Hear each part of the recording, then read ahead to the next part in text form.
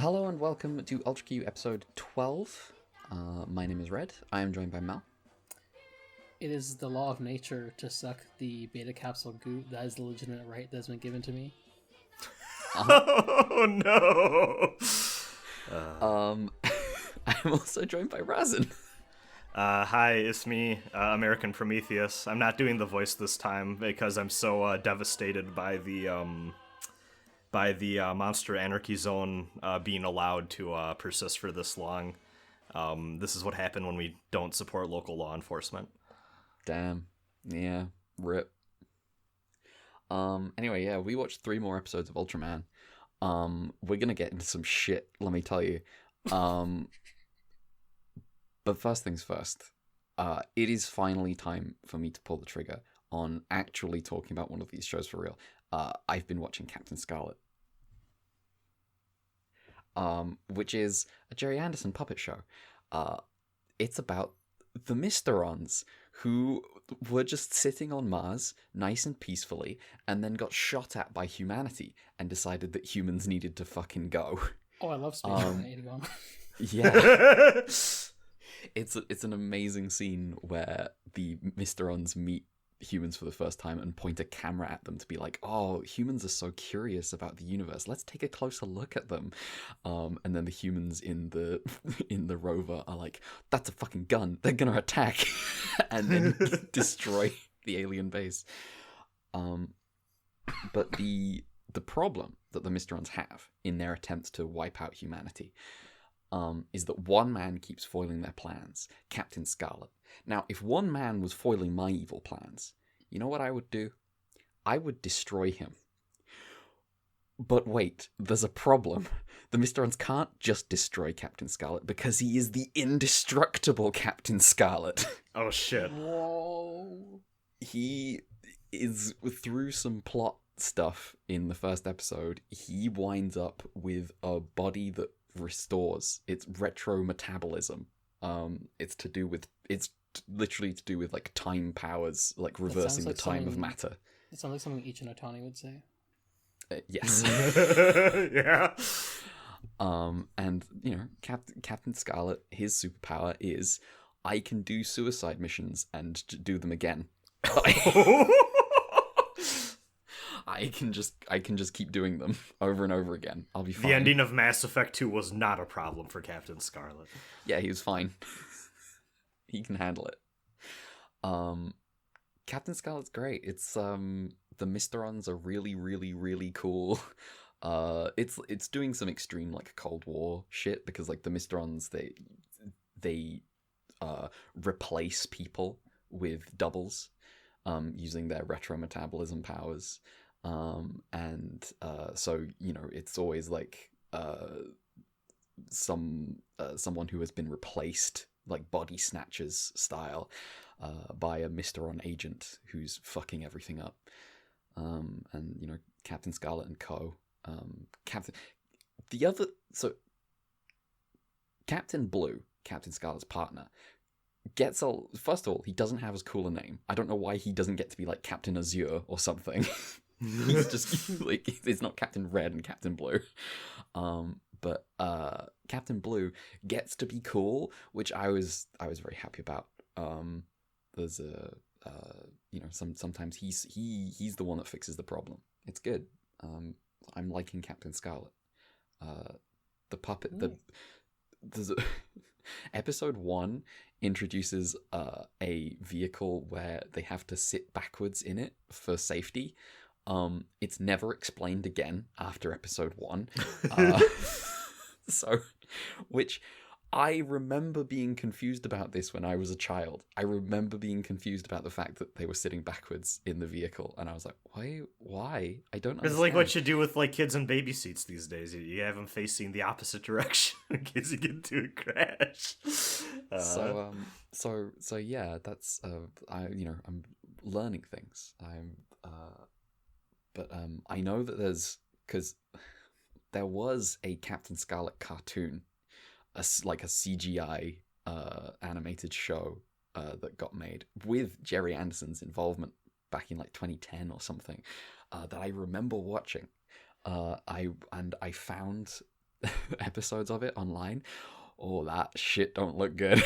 Oh. The CGI aged worse than just putting puppets on the screen, it turns out.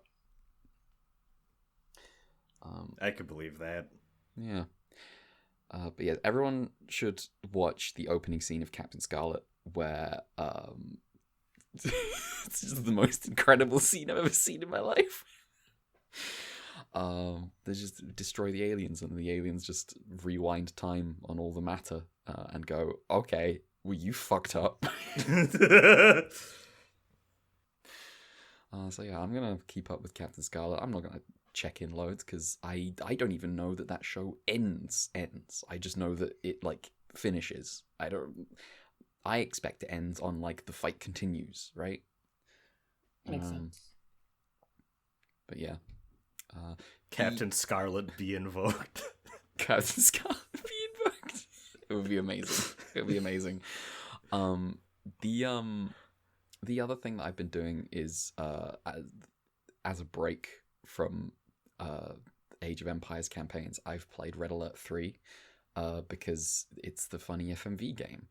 And, you know, I know it's standalone compared to the other Red Alerts and Command and Conquers. Like, it's not tied to any of the timeline stuff.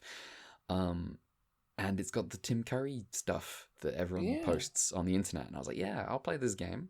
I did know about the other stuff that no one posts on the internet because it's a little bit more embarrassing, which is all the George Takei being the Emperor of Japan. Oh. Doing like, oh, it's wild. There's some extremely, basically, there's 3 factions. One of them is comedy Team America allies. The other is comedy Soviets, and the third one is racism. It's just Japan. It's extremely, you know, they've it's bad. It's really bad. It's really bad. I feel like we might see some common threads this episode.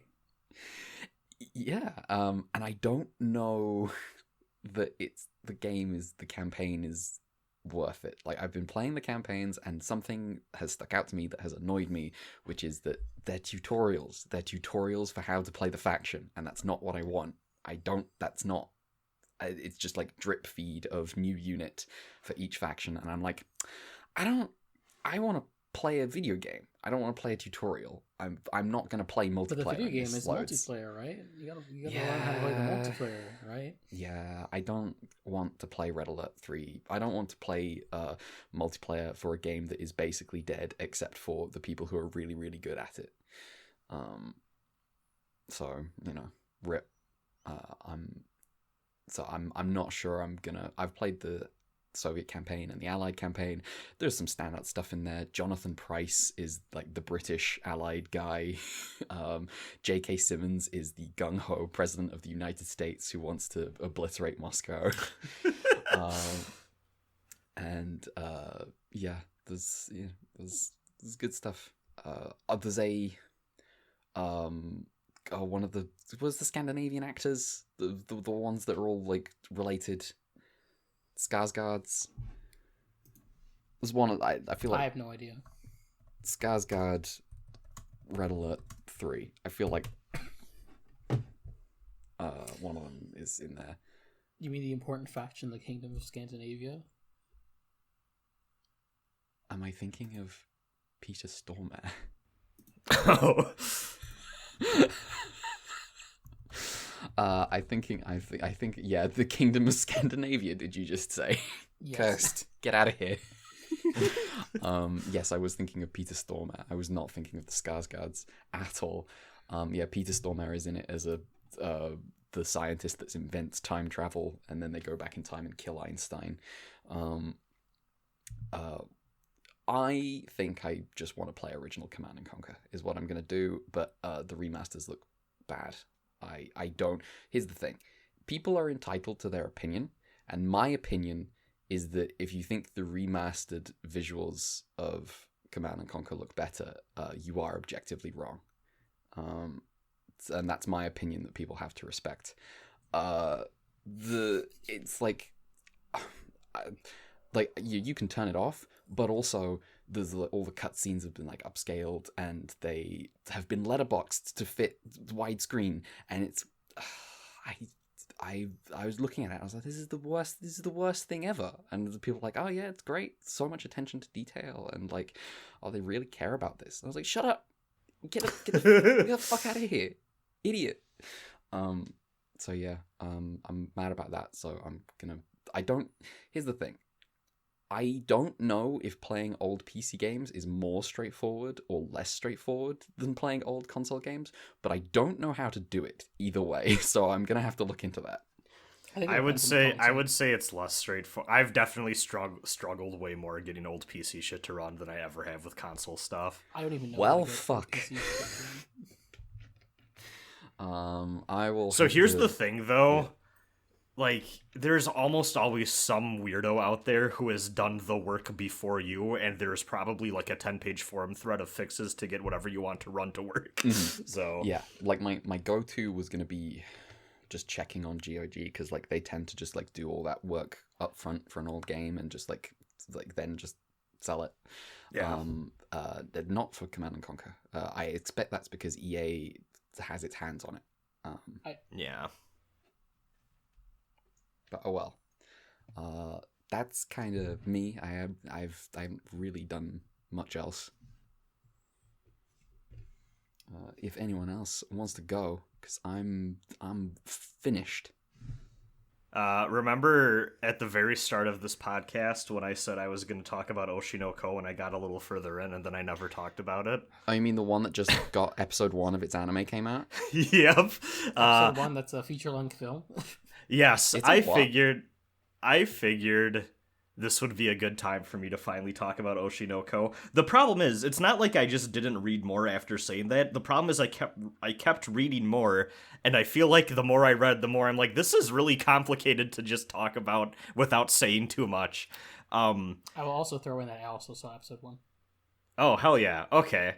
Oshi no Ko is, in my opinion, a pretty good manga about the entertainment industry and what it means to be an entertainer and involve yourself with the process of making things for a mass market audience.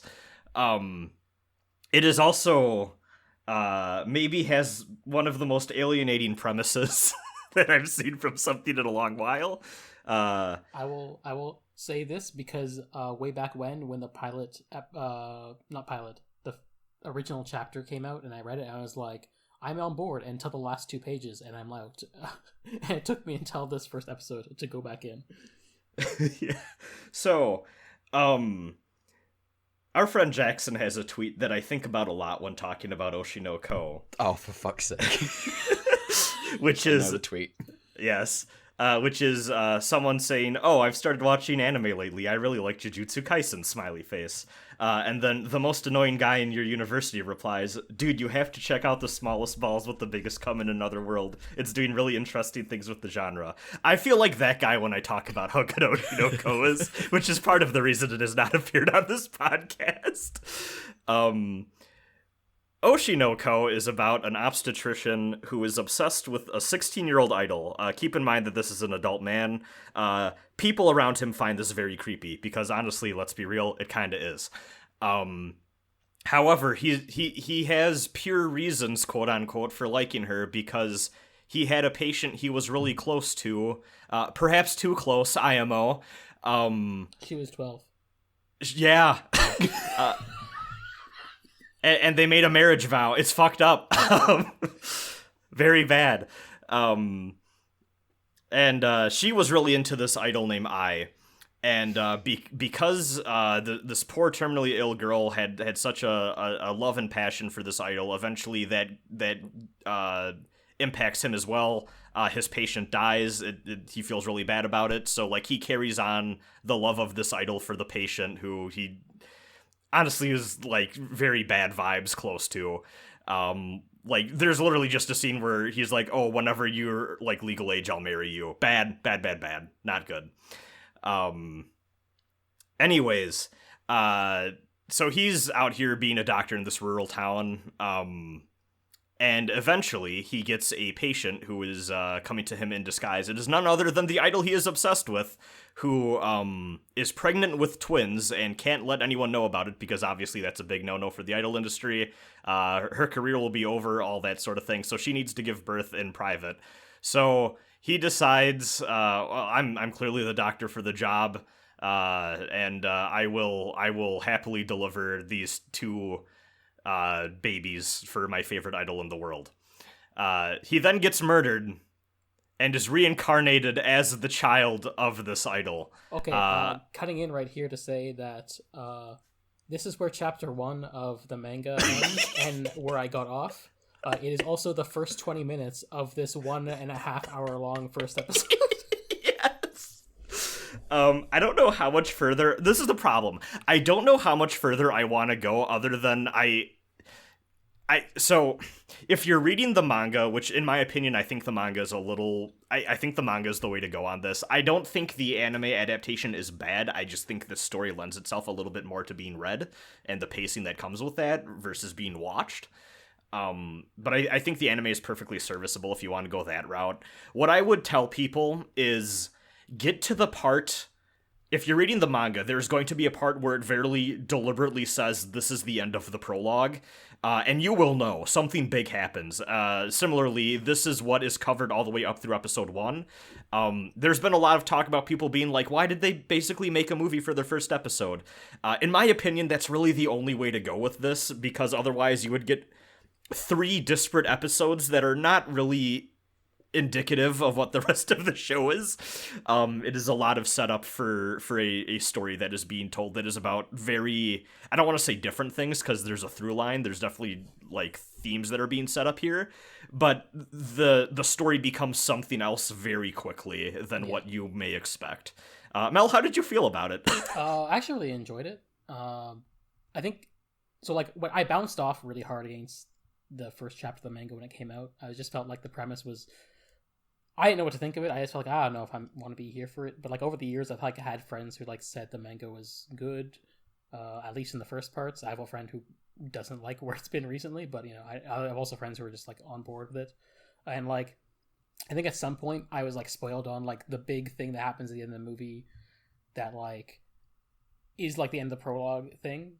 And I thought like, okay, so that's an interesting way for this to go. I'm not sure how I feel about it, but it does make me more interested. And so like going into this with like knowing like already like what, because like I think like part of it was like maybe it's the surprise of where the first chapter went, and like having, you know, the knowledge, being able to go, okay, I'm going to approach this on my on its own terms. I know what sort of like where this movie is probably going to end, and I'm interested in seeing like how they execute on that. And I think it was just entertaining seeing like the stuff that like follows from like that first initial chapter post like reincarnation, and seeing like this new status quo with the new characters and like growing fond of them, even if there's also like there is questionable eye-raising stuff in this. Yeah, like the screen cap I took that Mel quoted Yes. of the daughter saying, "It is simply the law of nature for a daughter like me to suck her mother's breast." Razan, you're really going out of your way here. By the author of Kaguya-sama. Yes. Wait for yes, I'd forgotten about that bit. That's so funny. Kaguya-sama's so normal. From what I understand, Kaguya-sama is his most normal work. Oh, I really need to get to that at some point. But Red, what were you saying? I mean, listen, Kaguya-sama, Death Note romance, it's good. I was just saying, really going out of your way to emphasize sicko's content. It's like, here's the thing. I have seen people watch this first episode and get all the way through and genuinely be so off-put by the premise that they're like, I fucking can't. And I respect those people. I do not think there's anything wrong with that. This is not for everyone. I do think that there's enough. I do think the fact that it's kind of a sickos thing is being used intentionally to convey things about these characters. I don't think it's all, like, I don't think it's, like, genuinely, like, depraved in like a way that I find like personally offensive, but like there is some skeevy ass shit going on here that is absolutely going to turn people off, and I think that you should go into it with that knowledge. For what it's worth, I watched it I bounced off it before, but I think like coming in with like foreknowledge, I came into it and it was like, oh, actually I enjoyed this. I'm on for whatever the fuck this absurd ride is going to be. Yeah, there is meat on these bones in a way that there isn't for other stuff that maybe has this vibe, I would say. Mm-hmm. Unlike other isekai, this one is no. It's not. I'm so mad. Like someone was complaining this show is bad because it's an isekai. It's like, no, that's not what isekai means. Just because reincarnation happens, you stupid idiot. Oh man! But the other world is the entertainment industry, though. Shut the fuck up. Isekai is when you go Isekai is when you wind up somewhere different from where you were before. True. Isekai is when I go to France. Reincarnated as an Idaho farmer's baby. Oh no, I can just smell the agro traditionalism in that story. Yes. Classic. Speaking, do we have anything more about Oshinoko? Because I have a segue from that. Okay. Hit me. So, speaking of maybe things that are weirdly traditionalist, I saw Return of the King Extended Edition in theaters for the 20th anniversary. Hey, that's a good fucking movie. Late last year, I had just rewatched Fellowship Extended Edition because, it had been a minute since I had watched the Lord of the Rings movies, and those are good movies. And I was like, hey, I should just rewatch the trilogy and go with the Extended Edition because, honestly, it's been a while since I've seen the theatrical one, but they're inferior movies, but they're better stories in a way. Like, the pacing gets killed, but the character arcs are a lot more complete. So I just tend to prefer the extended editions for that reason alone. When I watch the theatrical ones, they're a little bit more fun of a roller coaster, but there are so many things missing where it's just like, oh, this is not, like, this story just has pieces missing in a way that's very distracting to me. So I watched Fellowship late last year, had a good time with that. And I didn't get around to Two Towers until earlier this week because, finding the time to watch a 4-hour movie, not always the easiest. And then Fathom announced that they were doing a 20th anniversary screening of Return of the King, and I went, well, hey, this is a good excuse for me to finish up that rewatch of the trilogy here. So I watched Two Towers, still probably my favorite of the trilogy. I just think it has a good balance of everything I like about Lord of the Rings. Return of the King is my one takeaway from my revisit of Return of the King. First thing, actually, is I don't know what changed, but I always remembered the ending of Return of the King, which is famous for being so goddamn long. I used to remember it as kind of being a little bit like pulling teeth. I don't know what it was, but in the theater, I didn't mind it. Like, I didn't feel the length of it at all. Which was interesting to me. I really imagined that when credits hit, I would be so fucking ready to get out of there. But no, I don't know. I just went through the full 4-hour plus experience without any real itch to, like, just wrap things up. But the other thing I have to say is, boy, it's really fucking weird how they're talking about having to defend the White City from the orcs who speak the black speech and the Eastern mercenaries. It's not maybe some some common threads in this episode. Maybe. There's some charge of the Hussars fantasy going on with Rohan. However, Theoden is the coolest guy in the world. He is very cool. I have very complicated. Like, I've always liked Tolkien stuff, but boy, is he very reactionary and really wishes that England went back to a more proper way of being. There's like a bit in towards the end of the Return of the King book where Aragorn is crowned, and they talk about him being like the sea kings of old who landed on the shore, and I was like, bro, you just so Saxon pilled. It's like It's like there's nothing he loves more than King Alfred. You can't get over it. To be fair to Tolkien, he is a scholar of Beowulf. I mean, this like that's the bit where it's like the books are sick.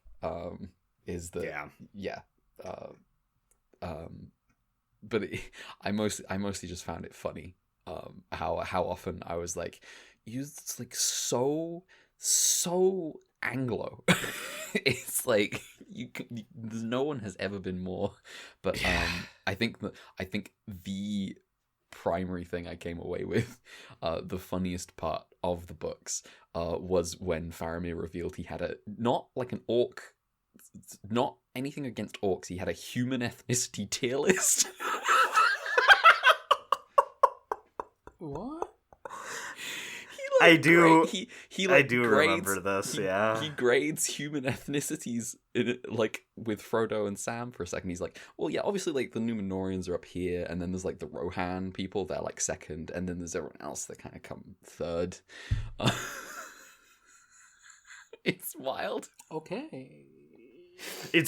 You are the third, so me included, you are the third person who revisited those books, and that was also a big takeaway, because that part is honestly really fucking wild. My friend Claire had the same deal when she reread them not too long ago. He just ranks them straight up. It's like, bro, okay. Yeah, and like there is some stuff in like the whole Middle-earth saga that I can like get behind, as like I do think the fears of the burgeoning industry and how the environment is being impacted by that, all that stuff or whatever, genuinely, like, okay, I can get behind that, which I feel like is also part of the reasons why too I am a much bigger fan of the Two Towers than I am Return of the King. By the time we get to Return of the King, oh boy, do we really want to suck off the monarchy. And it's just a lot of bad vibes around what you are owed, and the burden of the leader, and it's I am not a fan of how Tolkien portrays his vision of what evil looks like is very fraught these days. Bad time. But I did unfortunate that like it's also just the benchmark for modern fantasy. Yeah, I mean, honestly, too, that is one thing that this has become a major topic of discussion in especially, like, Dungeons & Dragons and greater fantasy tabletop role-playing circles, because of just the, like, racial essentialism that is on display between, like, oh, this, all orcs are like this, all dwarves are like, and there's a lot of horrible racist stuff that comes with that, and you can really tell, especially in the past decade or so, fantasy is having a moment with reconciling these carryovers that can be traced all the way back to Tolkien. That being said, if you're listening to this and have never experienced Lord of the Rings and you like fantasy, I feel like it's kind of a required reading thing. And I do genuinely still like Lord of the Rings overall. It's just every time I revisit it, it's like, oh god, we have advanced quite a bit from how we were depicting these cosmological conflicts of good and evil, and what that looked like since then in the decades to come. Honestly, might want to wash it down with some Moorcock. He was a little bit better with that. Oh, I should read some fucking Elric. You should. Here's the thing. I have been like, for years now, I have been looking at Elric. Like, has no one just published a thing where I can read them in the order they were written? The answer is yes, and it is now out of print. Because I had the same issue a few years back. Damn. But the thing with reading the Lord of the Rings is that here's the thing. The walking is not always boring. The walking is often fine. It's fine. It's fine. Sometimes they try to climb. Sometimes they spend a whole chapter trying and failing to climb a mountain, and it's pretty good. Yeah. I enjoy the travel aspect of those books quite a bit, and I would say that Tolkien has a way of highlighting the journey and the minutiae of moments without getting too lost in the details that I know some people find them boring to go through. Personally, I feel like he is very careful at crafting his stories in a way where the journey is such a burden on the characters that when the moments of camaraderie shine through, you really feel for the characters in a way. Like, the Fellowship feels like an honest-to-God companion group in a way that I think really shines in ways that imitators that came after still honestly kind of struggle with. So yeah, well, you heard it here first, everyone. The Lord of the Rings pretty good. Yeah. How's House of Dragon?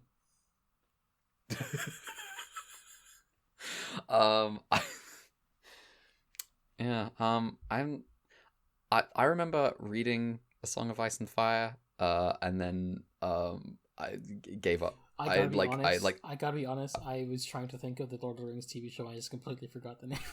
Rings of Power. Rings of Power. Rings of Power was bad to okay. Oh wow, that's a ringing endorsement. Yeah. So like honestly, it started pretty bad, and it grew on my friend group and I to the point where when it was done, we're like, yeah, that was all right. There's a dumb twist towards the end that was really obvious, and they chose the safest possible option for who a character's true identity was, in a way that kind of just made me go, yeah, I don't. If they had picked literally anyone else, I would have been like, yeah, I would watch a season 2, but I hope it. I don't know. I don't really think it should come back. Rip. Silmarillion's killer, though. I'll always go die on this hill.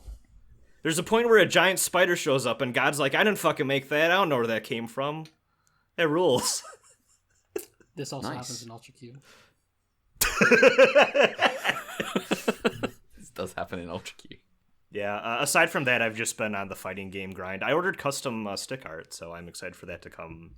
Oh, nice. And I'll post pictures on Twitter when that's all done. Sick. Nice. Mal. Hello. What you been doing? So this past week, I watched the Super Mario Brothers movie, the 1993 live-action movie. Oh my god. Incidentally, I also watched the Super Mario Brothers movie, the 2023 animated film. How do they compare? Okay, so briefly, I rewatched the live action movie. I watched that like years back with some friends online. I remember thinking at the time, I was like, oh, this isn't great, but it's all right. Like, people are too hard on it, probably. And I feel like that's still kind of the same. I felt like it was kind of like an easy watch. I cheated and sped up a bit because I didn't want to spend an hour and 40 minutes watching it, but you know. It's that long? Yes. Damn. I've seen this movie a long time ago when I was very young. I do not remember it well. I feel like I was doing fine just watching along, but then like I stopped to go like do some errands, and I came back, and then I found it harder to get back into it where I was. So I don't know how much me leaving was part of my be thrown off, or if it's just like, actually maybe this last part isn't as great. But it does just feel like it's not great. I can't say it's a good movie, but I don't think it's like a dumpster fire. Like, people seem to like go, oh yeah, it's a disaster, one of the worst things that could have happened, no wonder Nintendo stopped making movies.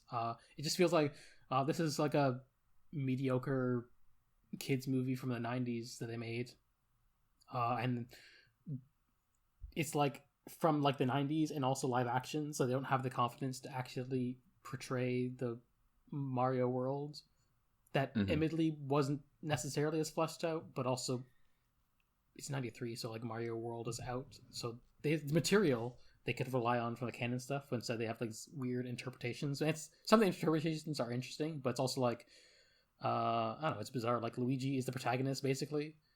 Okay. The princess as is God intended. Year of Luigi never ended, baby. It's yeah, like Luigi is like baby faced, and like the age gap between them is bigger for Mario and Luigi. Like, Mario's his big older brother, basically like his dad in a way, like he raised him. Daisy. This makes me very uncomfortable. Yeah. I just Daisy is like the princess in this one, and she's originally from the other parallel world where oh, by the way, both these movies are isekai movies. Oh, for fuck's sake! Except the 2023 one is a modern isekai, which means it runs on logic. Yeah, I knew about that bit. I didn't know about the original one. Yeah, and the premise of the original one is that the meteor that killed the dinosaurs created a parallel universe where the dinosaurs didn't die, but they became like humans. What? and like Bowser is like, he's played by like Dennis Hopper. He is like, I like his role in this one, but he's just like, I gotta merge the timeline, I gotta merge the worlds, and then I can take over my fucking god, the green Earth with my dinosaur army. I need to rewatch this. I do not remember this at all. There's all this thing about like de-evolution and de-evolution rays. He's JRPG villain. What the fuck is going on? There's like Mushroom. The Daisy's dad is the true king of the Mushroom Kingdom who got de-evolved into a fungus. It's the setting is like bizarre because like, oh, this is like the Mushroom Kingdom, but looks like a Demolition Man or like some Blade Runner setting. Right. Just like, yes, I've seen the images on Twitter. Yeah. I think they made the fish from Mario, the big fish from Super Mario Bros. 3. Her character is like a big woman who has like these jump boots, and that's how they do the jumping or something. Oh, nice. The plot of the movie is kicked off by because like in New York in the 90s, the mayor is like a mafia guy who's trying to excavate for something, and they find dinosaur bones, and it opens and also unleashes the portal to the dinosaur world. Oh my god. It is bizarre. This is yeah. It is. It's not great, but it's not terrible. But I also feel like the only reason anyone watches it is the Mario thing. Like, I feel like the Mario name is the reason why people are so hard on it, but also it's the only reason anyone watches it, basically. Mm-hmm. As for the new Mario movie, so I went into it thinking, oh, it's an Illumination movie. It probably won't be that great, but I actually enjoyed it quite a bit. Okay. I don't know where to begin. So it's just like a good, it's just like a really solid like kids movie, and like it is. It's kind of interesting that they like have like the Mario and Luigi are brothers from Brooklyn storyline again. Doing the plumbing business, end up in the Mushroom Kingdom is interesting. Like, both they kind of like have the opposite thing going on, where like the live action movie is like relying on scraps of canon from the games to build a world. And meanwhile this one has like the benefit of 35 years of Mario existing, and like we're putting every reference in this movie. Sometimes it feels like they're trying to do too much with the way it's like, hey, we're gonna go the Mushroom Kingdom. Oh, hey, there's Peach's Castle. Oh wait, we're going to see Donkey Kong. Oh wait, we're doing a Mario Kart segment, and it's like, damn, okay. Doing so much here. Did Chris Pratt do his normal voice? He's actually okay in this. Fuck. Yeah. Damn. That's not what I wanted to hear. He's actually, doing okay. Not a good person still, but yeah. As Mario, pretty decent. Charlie Day as Luigi is great. Actually, I like most of the characters. I like the characters in general. I think they captured them really well. Peach in this is just a badass. In a way I wish she was in more of the games. Like, she's cool. And not they did Girl Boss Peach. Well, I heard someone describe her as a Final Fantasy Dragoon. Is that accurate? I think that's overselling it. There's a scene where she has a spear, and that's it. Okay. And they make her cool in like a way that isn't like, hey, I'm cool and a girl, which is like, easy to do. Yeah. The classic. She just is competent and good. Kind of has the reverse backstory of Daisy from the original live action movie, where Daisy is like from the other world and brought into the human world, and the reverse is Peach is like a human from our Earth that just stumbles into the Mushroom Kingdom and gets raised by the Toads. Oh my god, she's fucking Paul from Dune. Oh, I can't wait for Super Mario Brothers Messiah. It's funny because like there's a scene in the original live action movie where like Dennis Hopper Bowser is like bathing in mud, and it reminded me of the scene in the 2022 Dune movie with Harkonnen. Oh my god. This is the only group that would make these comparisons. Like, I need to. Yeah. And just, it is weird how. Fear is the mind killer, Peach. Yes. Put your hand in the warp pipe.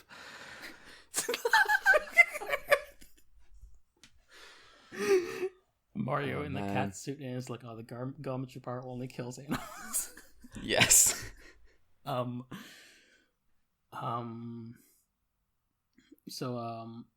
Yeah, it's weird. There's some things that are weird. Just the way some decisions the movie is made.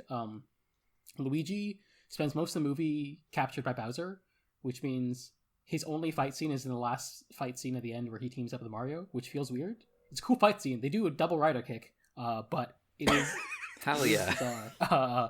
Also, the way the movie's set up, like Bowser mostly hears about Mario through spies, and like from Luigi, and so they don't really meet until like the end of the movie. But like because Bowser is, as he should be, as he is in Paper Mario 2, he's like an asshole, but also like really insecure and pathetic.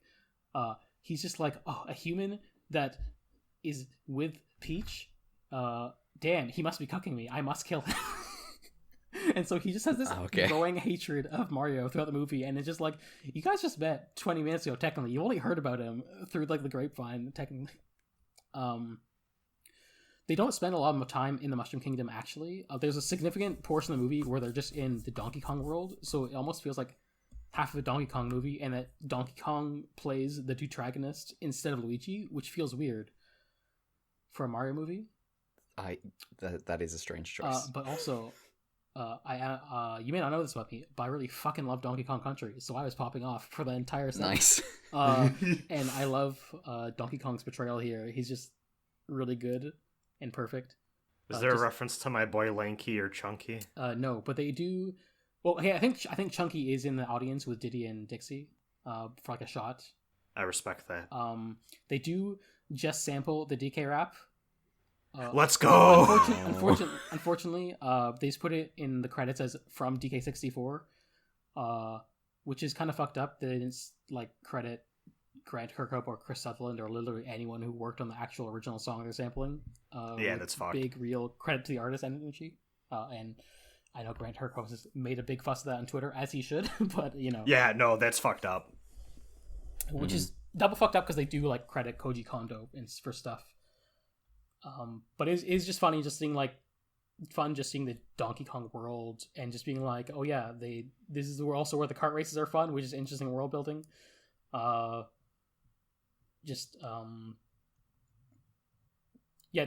Donkey Kong and Mario ending up in like a ideal relationship where they are allies but also kind of hate each other because of their initial interaction. Wait, hang on.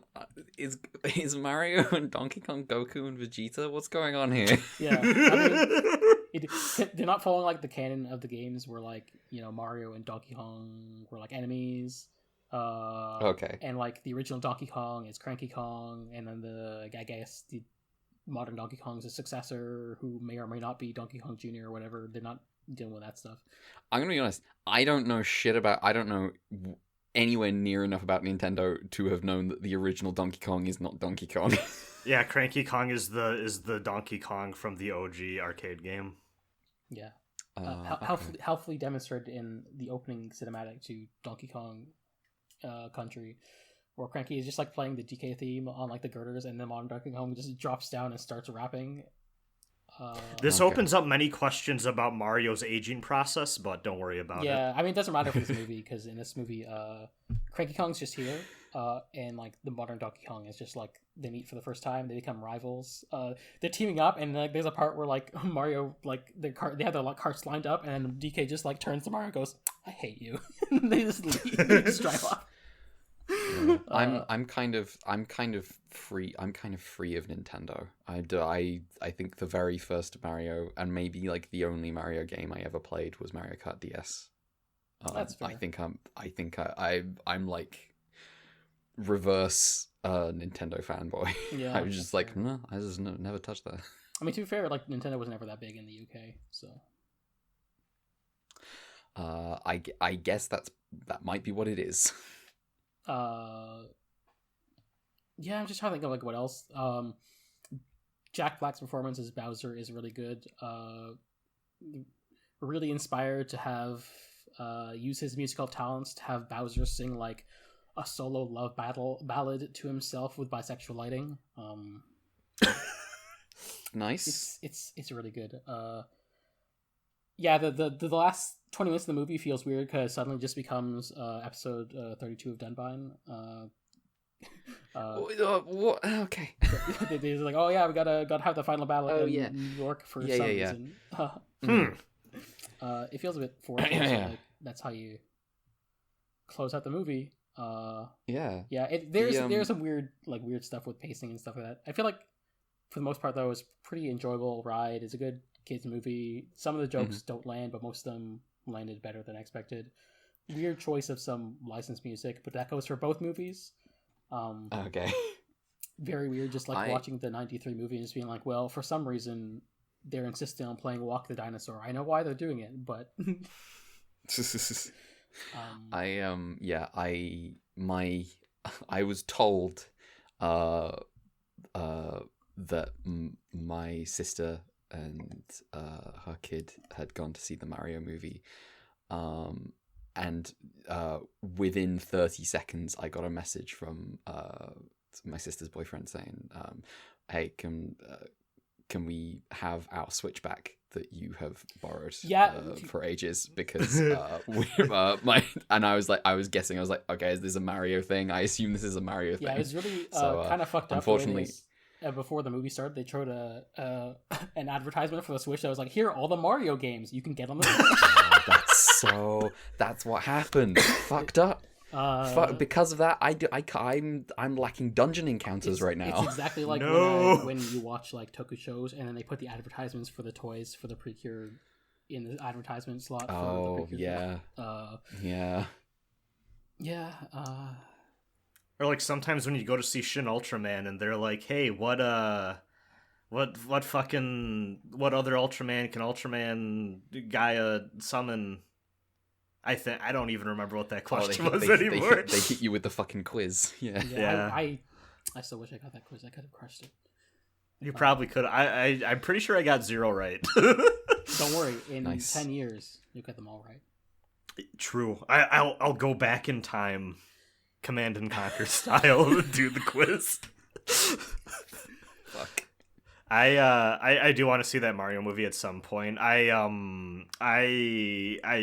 probably won't see it in theaters. I think at some point I want to see that with whenever I'm visiting my nephew or something. We'll probably watch it. It's definitely pretty good. I think it's definitely it's obviously better as a Mario movie than the original.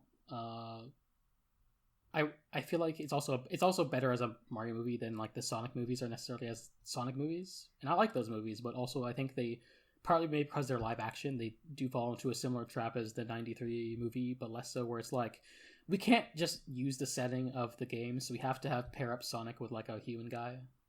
Mm-hmm. And like that isn't so bad. I feel like the first movie doesn't make it as bad, like it works, but does feel a bit more like in the second movie, they're like trying to go beyond that, but also like, well, these characters are from the first movie, so we still have to force that in a way that doesn't feel like it gels with what a Sonic movie should be. Mm-hmm. But yeah, this one is just like, it's a fucking Mario movie that's a Mario movie.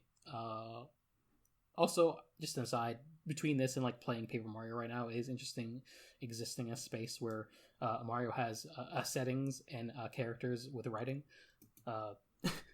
Mel has entered her Nintendo YouTuber era. I can't do this. I can't. I've seen. You just have to stay off YouTube. You'll be fine. I'm gonna start talking about how turn-based is bad. Actually, there you go. They don't call it turn cringe. Is that a thing people do? No. Yeah. They call it turn-based for a reason. They do. True. Yeah. So too long didn't read. This is exactly like the experience of watching Lynch versus Villeneuve's Dune. Okay. Yeah, I'm exactly the I same. don't actually believe this. I'm making shit up. But speaking of Dune, another thing I did this week is I tackled an audiobook project that I wanted to get to. What is this? So I've been introduced to the author last year on some podcasts, and this year even he came up in my coursework this semester. And so I was like, okay, maybe I should check out this author. And like last like a couple weeks ago, I almost like put the bullet on listening to this audiobook, but then I did something else instead. But due to stuff that happened this week, I decided, okay, I'm gonna do it. I should listen to this book and listen to what happens in it. Anyway, the book is called Orientalism by Edward Said. God damn. Okay. That's a big one. We have jumped from Mario to. As you can expect, academic book. So I don't know how much I can talk about it on this fucking podcast, but please do, because I've actually been meaning to read this for a while. Yeah. So yeah, definitely heard about this book in the context of both like political like leftist podcasts I listen to, and also like my coursework on like Middle Eastern politics and stuff. And I was like, okay, I should check this guy out. And just finding out in the courses of like going through this book, like, oh, this is apparently one of the most important books of the last century in the humanities. Makes sense. Literally invented the term Orientalism, really. It's basically about like, so like it's about Orientalism as in like an institution, with various meetings where you have like the academic study of Orientalism, where it's like people who do like area studies of the East, specifically in the context of like Westerners who do that historically, and also Orientalism as like the cultural perception of the othering of the East, and just the sort of domination of the East by the West, and how these are all like, these are different definitions, but they're all like interconnected and self-reinforcing, where like the study of the East by Westerners is used in ways they're like to dominate and control the East, and like the focus of it is primarily on the Middle East and the Islamic world, because like this is the most proximate region to Europe. It's sort of where the origin point of Orientalism, and like the West self-definition of the West and how the East is not the West begins, and then areas beyond that like East Asia and South Asia, where like India and China and Japan are more like extensions of Orientalism that take different forms, as opposed to like the Islamic world, which has like been more proximate and more of a quote unquote threat to Christendom kind of thing. It's sort of like, hey, how is like people going to like Egypt and studying like, oh, this exotic place, all this ancient civilization that is now obviously less superior to us Europeans, and also just sort of like reinforced like tropes that go on where like the scholarship says this, the reality of the region doesn't actually match up with it, but I still trust the scholarship. The sort of like transition from like French and British imperialism to like American imperialism, the ways that like cultural exports because of Western hegemony can like be consumed in the East, and how that sort of like the East orientalizes itself by like conforming to these stereotypes that aren't necessarily true, but also how like it's still believed, and it's sort of like a entrenched into academia, and how the study of these regions in academia is. I feel like I'm getting all over the place because it's a fucking dense academic book going Right, yeah. Big swings, big ideas, just like, but also it's just like how academia and cultural knowledge, press, media, and like the engines of empire all interact with each other, in like the othering and subservience of like other parts of the world, basically. in the different forms that takes, different examples of that, like, you know, like, oh man, the exotic dancers of the Orient or whatever, or like, oh, Islam is hegemonic in the region and this is why Arab people are like this, etc. Takes like that.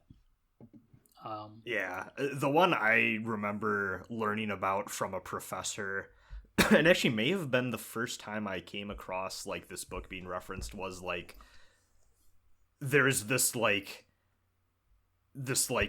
idea in Western art that you see time and time again of like the Middle Eastern harem and how that vastly differs, and it was made like eroticized to a really disgusting degree by Western like artists and stuff like that versus what it actually was and the societal function it served for Middle Eastern societies. Is like there's a massive gap in that sort of thing. Yeah,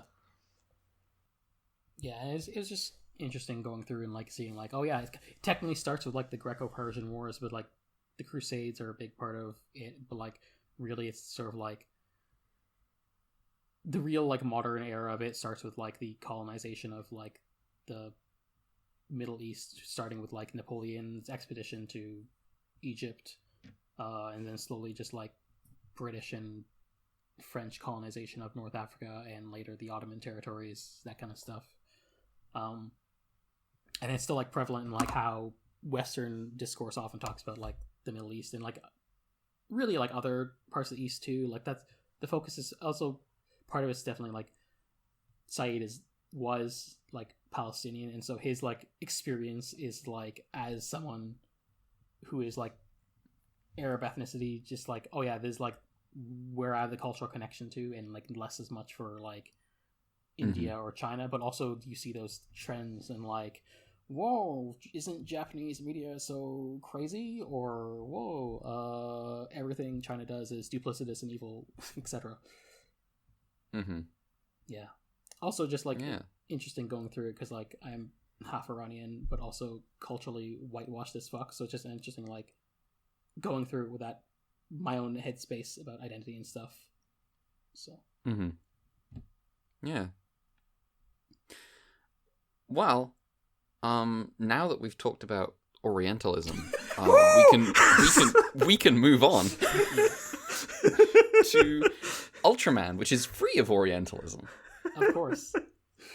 Red, you're to blame for this. Yeah. I invoked this. I said that I said a few weeks ago, what we're missing is some racist ancient alien shit. And here we go. I was right. We were missing some racist ancient alien shit. So let's talk about episode 7 of Ultraman, the Bluestone of Baradi. A mysterious Bermuda Triangle type location in the middle of a desert is causing the European branches of the SSSP some problems. Time to go to the real experts. Some guy named Jim. Where's Happy? Where is that? Some guy named Jim is sent to advise the Japanese branch on the investigation. Muramatsu says they're going in. So everyone except Fuji should suit up. She has to stay home and look after the base and also the child. In her place, they will take... Unfortunately, we're still like this. In her place, they will take the intrepid Jim. The squad flies towards the location and sees a tornado pillar of sand that begins to pull them in. Muramatsu gives Hayata the order, allow the jets to be pulled in and fly up and over the tornado. This works, but they crash anyway, and Ide is injured once again. Their radio isn't working, they can't contact the base, and the squad determines to investigate by foot, leaving the injured Ide in the jet. Jim is still here, by the way. The diminished squad come across a legendary town called Baradi, inhabited only by the elderly, as well as one, like, Cleopatra type of queen. Someone notes that around here is a mountain where Noah did something, like, from the Bible. You're also getting the part where, like, the monster shows up. Yeah, so there's a monster. There's a monster called Antlar. So This Queen Cleopatra-looking woman explains that this place used to be a thriving stop on the Silk Road, but for long years has been isolated because of a monster named Antlar. The young flee, and only the old are left. I am going to keep it real with you, 57th Prime Minister of Japan, Shinzo Abe, etc., etc. The Queen shows the squad a statue of the town's god, the god of Noah, without an H this time. And the statue is totally Ultraman, holding a blue stone. The squad discusses this. Antlar attacks, and Hayata saves an old lady, having safely tucked her away behind a corner, and, the squad having shot the monster a bunch impotently. Hayata turns into Ultraman, and he fights Antlar. He's having a hard time, though, and the color timer is running out. The Queen fetches the blue stone and asks Muramatsu to throw it at Ultraman. Is it at Ultraman or is it at Antlar? Is it to power Ultraman? I assumed it was at Antlar to blow it up.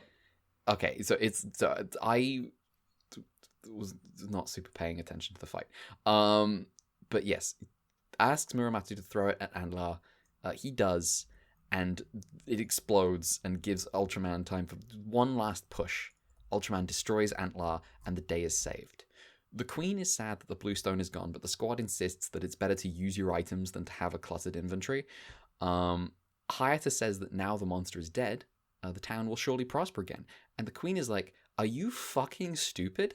And the squad, remembering that the Silk Road isn't really relevant anymore, and nobody even knows this town exists, leave in a somber mood.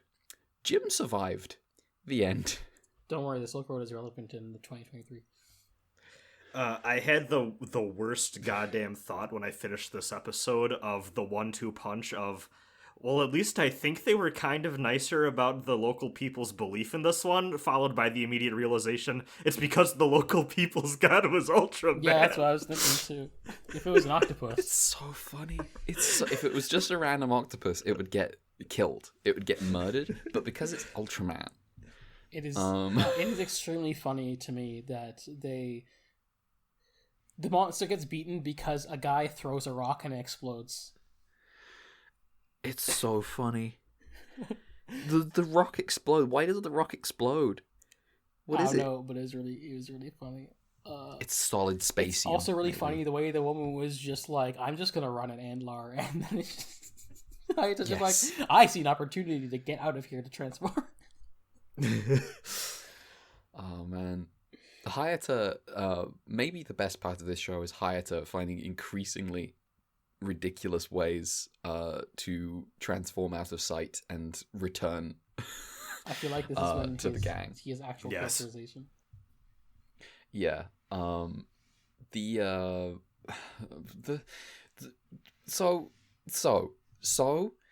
there's some Noah's Ark shit happening. First of all, let's walk through this. Noah's Ark, something to do with Ultraman, and therefore they worship Ultraman. They call it Noah. There's no Ultraman involved with Noah's Ark? Is that what's happening here? Someone from that nebula was involved with Noah's Ark, saved humanity from the flood, maybe?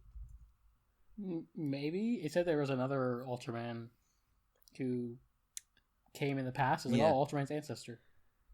Yeah, Ultraman's ancestor. Yes, this was Ultraman's ancestor. Did this.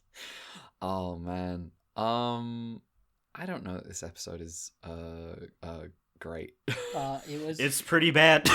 It was kind of weird.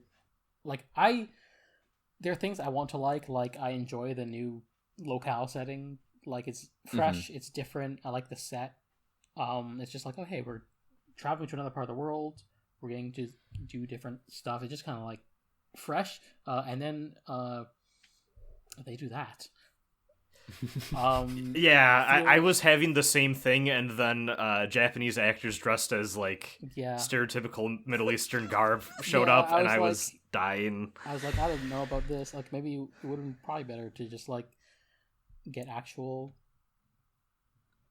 actors from the Middle East. I mean, what should have been better is you just don't. I mean, they did get a white guy. They did an episode set. It was just like, yeah, we got a special hire a white guy for this. Thinking about the Orientalist dynamics where Japan is Orientalized, but also as the honorary Western and maybe sometimes honorary white country, it's Orientalizes the Middle East. It's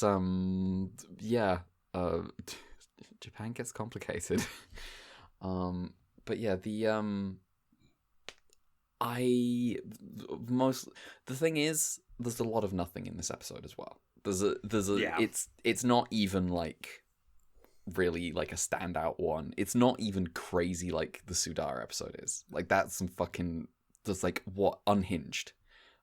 This is just like regular levels of this is rough. Also, I admit when Antler first showed up, I thought it was going to be a worm, and then I was like, is the timeline match up for Sakurai to have read Rutu? Oh, I also thought the same thing, Mel. I was a little disappointed when it was not, in fact, a worm. I checked the date, too, and it's like, the Dune book gets published in the US the year before Ultra Q and Ultraman is out. And that does make me wonder, like, how fluent Tsuburaya is in English. As a guy who, like, you know, visited American and, like, Gary Anderson's set. And also just feels like he's a sci-fi enthusiast. He'd be in tune with American sci-fi in some form, probably. Right. And probably more so if he knew English. So it could have happened, but I also don't know if it did happen. Yeah, I am way more open. I feel like the more and more I look into stuff like that, like a lot of people involved in the creative industry, like around this time, I want to say, when like things were just like, you know, it took a little bit more time for things to get translated and published in like different languages and stuff like that. Like a lot of creators did import like American media and stuff, specifically because they heard like, oh, this is popping off, like I need to know what this is about. I think about this all the time with the guy who made the Saga games. Regularly imported like Japanese or American like tabletop RPGs and stuff, and like a lot of that stuff ended up in like Square Enix games and stuff like that. Tomino with Transformers influencing Zeta Gundam was one that came out recently, which is wild. That stuff definitely did happen.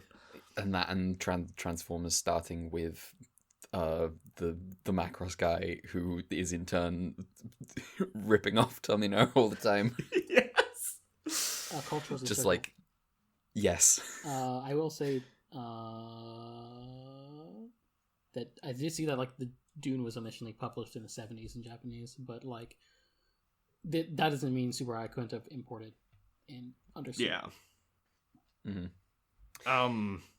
I have some shocking quote-unquote information for all of you. Oh, go ahead. This episode was directed by Samaji Nonagase, who we talked about last time, who also brought us Fury of the South Sea. Fuck, my man, you can't keep going back to this well. I decided to check because last time we did talk about, well, hey, maybe he just directed and got a bad script. So both of these episodes also shared a writer in Tetsuo Kinjo. He wrote both of them. But unfortunately, we can't cut our man Nanagase slack this time because he also has a writing credit on this episode under his pen name, Ryu Minamikawa. So this is just a thing that this writer-director duo like to do, I guess. Okay. Oh well. So just what other episodes did he do again? Just to he did Balloonga and like all the Pegula ones. Yes, he did. He did Pegula's here, Balloonga, Tokyo Ice Age, Garamon Strikes Back, Ragon, and also the last Ragon episode we saw. Okay. Couple of misses for this guy in Ultraman so far. Yes, I believe he also did episode 9 of Ultraman, I want to say too, from this set. Let me scroll down to what episode 9 is. Oh, that one's alright. Yeah, I like that one. Yeah. Cool. Well, unless we have anything else to say about episode 7, which is kind of just like, nah. Is this the worst one we've seen? I think it's the worst one we've seen. I think so. Yeah. It's not even like, it's not even one where we can like really talk about it in a way that's fun and interesting. It's just kind of like, well, that sucks. It's just boring and sucks. If nothing else, it is the reason I read Orientalism. Yeah. All right. Well, episode 8 is called. I have it right. I don't think this is the title in the version that we have to watch, but the title I got off the internet was The Lawless Monster Zone. I think it's something to do with anarchy. The Monster Anarchy Zone. The Monster Anarchy Zone. Excellent. God damn. Volcanic activity has chased the inhabitants off an island. 2 years later, 4 researchers return to their station on the island and contact with them is lost. The SSSP is sent to investigate, but how bad can the island really be? Cut to the island where Pegula is in a fight with the love child of Godzilla and the Michelin Man. Is that actually Pegula? I think it's someone else. Is it not Pegula? I could not tell if it was. I couldn't tell if it was Pegula or not. It's got the tusks and the wings. I mean, I'm sure it's absolutely the same suit, but I don't know if it's modified to be a different monster. Because spoilers, Garamon is in this episode, and he's not Garamon anymore. He's Pigmon. The Salad Fingers family tree has been updated. Oh no, I hate this. Salad Fingers has a grandchild. It happened again. It's gonna happen every time. So. It might not be Pegula. So I very briefly scanned. Actually, yes, okay, I suspect it's not Pegula because I briefly scanned a list of names of monsters that are in this episode, and there were loads of them, and I was like, okay, I'm not touching that. I can confirm the name of this monster. What is it? It's Chandler. No, it's not. No, it's not. No, it's... You fuck off. What do you mean it's Chandler? Where does Friends fit into the Ultraman universe? Oh my fucking god. Oh man. So am I right in thinking that the Godzilla Michelin Man guy is Red King? Yes, that is Red King. Okay. Red King is the classic His guy. name's Red King! So his name's Red King. He's not red. He's not red! Yeah, that's you! Thank you. Okay, so Red King, this fight is bloody. Like, Chandler is biting chunks out of Red King, and Red King tears Chandler's wing off. It's so sick. This is so cool. Yes. Yeah. Chandler flees in defeat, and the fight disturbs the slumber of a rock monster that I did not get the name of. It's Magular. Magular. There we go. The SSSP avoids the victorious Red King and lands. It should be noted that Ide polishes Arashi's spider shot on the way. I'm not saying anything. They find the researchers' station, and the place is wrecked. The squad decides to split up. A team is Muramatsu and Hayata. B team is Ide, Arashi, and Fuji. B team... look for clues. Yes, they split up and look for clues. B team finds a bloody shirt and gets tangled up in some aggressive plants. Arashi burns the plants with his spider shot and spots a funny-looking, maybe even familiar-looking guy running off into the woods. It's a person-sized Garamon that Arashi will later name Pigmon. Just off the cuff. Just goes, we must avenge Pigmon. Yes. Spoilers, Pigmon fucking dies. Arashi persuades Ide and Fuji to chase after it, and to make it easier, Ide shoots it with a balloon bomb. This attaches a pink balloon to Pigmon, and the B team are able to follow it to the one remaining living researcher, whose name I don't remember. According to the one remaining living researcher, they were almost immediately attacked once they arrived on the island. They hadn't even set up their radio. It's like a helicopter drops them off, they wave bye-bye, and then the moment they're out of view, they get set upon. Pigmon saved him and has been bringing him food. Good Pigmon. Friend Pigmon. Anyway, Red King attacks and Pigmon fucking dies. It tries to scare off a kaiju and gets crushed to death by rocks. R.I.P. Many rocks. The amount of rocks cannot be overstated. It's funny how unceremonious it is in a way, but also it does take like 5 minutes for it to die. I Yes. started to so I watched this one with friends. We started to laugh because they just keep cutting back to Pigmon getting hit by rocks. Oh man. The pink balloon floats off its body, and Ide and Arashi decide it's time to use the balloon bomb, and they shoot the balloon as it floats up into Red King's vision. The explosion stuns Red King, and the B team decides it's time to call the captain and sends up an SOS. What's the captain been up to? Well, him and Hayata have been fighting Magula. They killed it with napalm grenades, but not before it swiped Hayata with its tail. Muramatsu has been looking after Hayata, but when the SOS goes up, Hayata's like, yeah, you go on ahead. I'll wait here. And the moment the captain is out of view, Hayata reaches for the beta capsule, realizes he dropped it all the way down the fucking cliff, and has to climb down injured and grab it. Only then can he transform into Ultraman. Ultraman fights Red King and kills it dead. The squad and the researcher make 3 graves for the dead guys, and remark that although this island is a South Sea paradise once again, we must always remember that nature will not always be so beautiful as the sunset. The end. They say while killing nature, Yes. and not even respecting Pigmon. Yes. They don't even make a grave for Pigmon. This is the first episode of an Ultra thing for this podcast I watched a second time to see how I felt about. Because I feel like on paper I should like this one a lot, and for whatever reason it's just like it's not bad, I don't think, but it doesn't click with me. It's like, how did y'all feel about it? I feel mostly positive about it. I feel like there's things about it make it weird and not ideal, but also there's like the monster island wherever all the monsters are fighting is cool. I like Pigmon. I like the team splitting up, and theoretically Fuji almost does something and she has a gun. I did like that.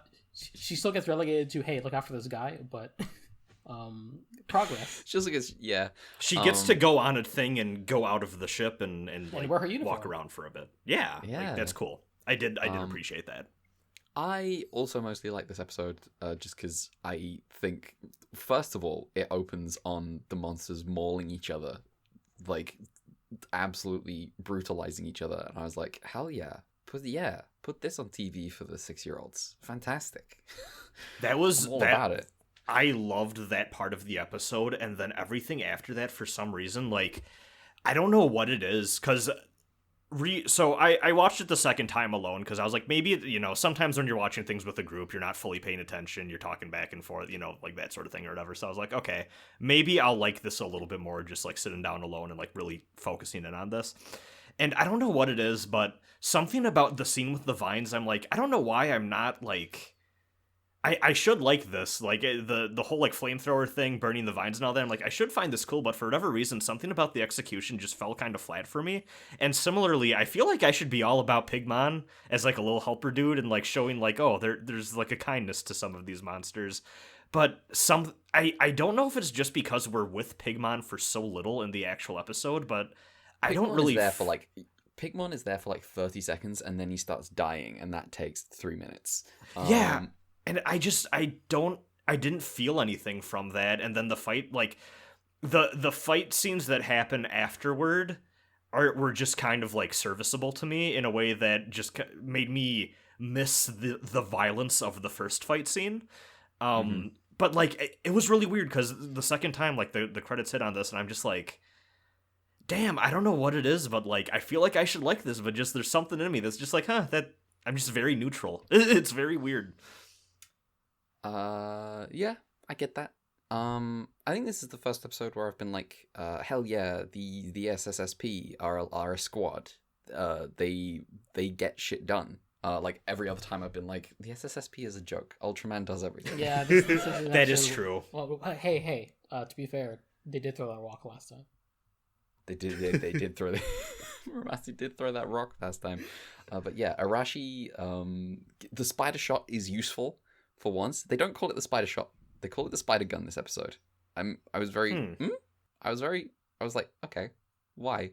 Had you not settled on the name yet? Was this episode 1? No, it can't have been. Was this episode 2? I don't know.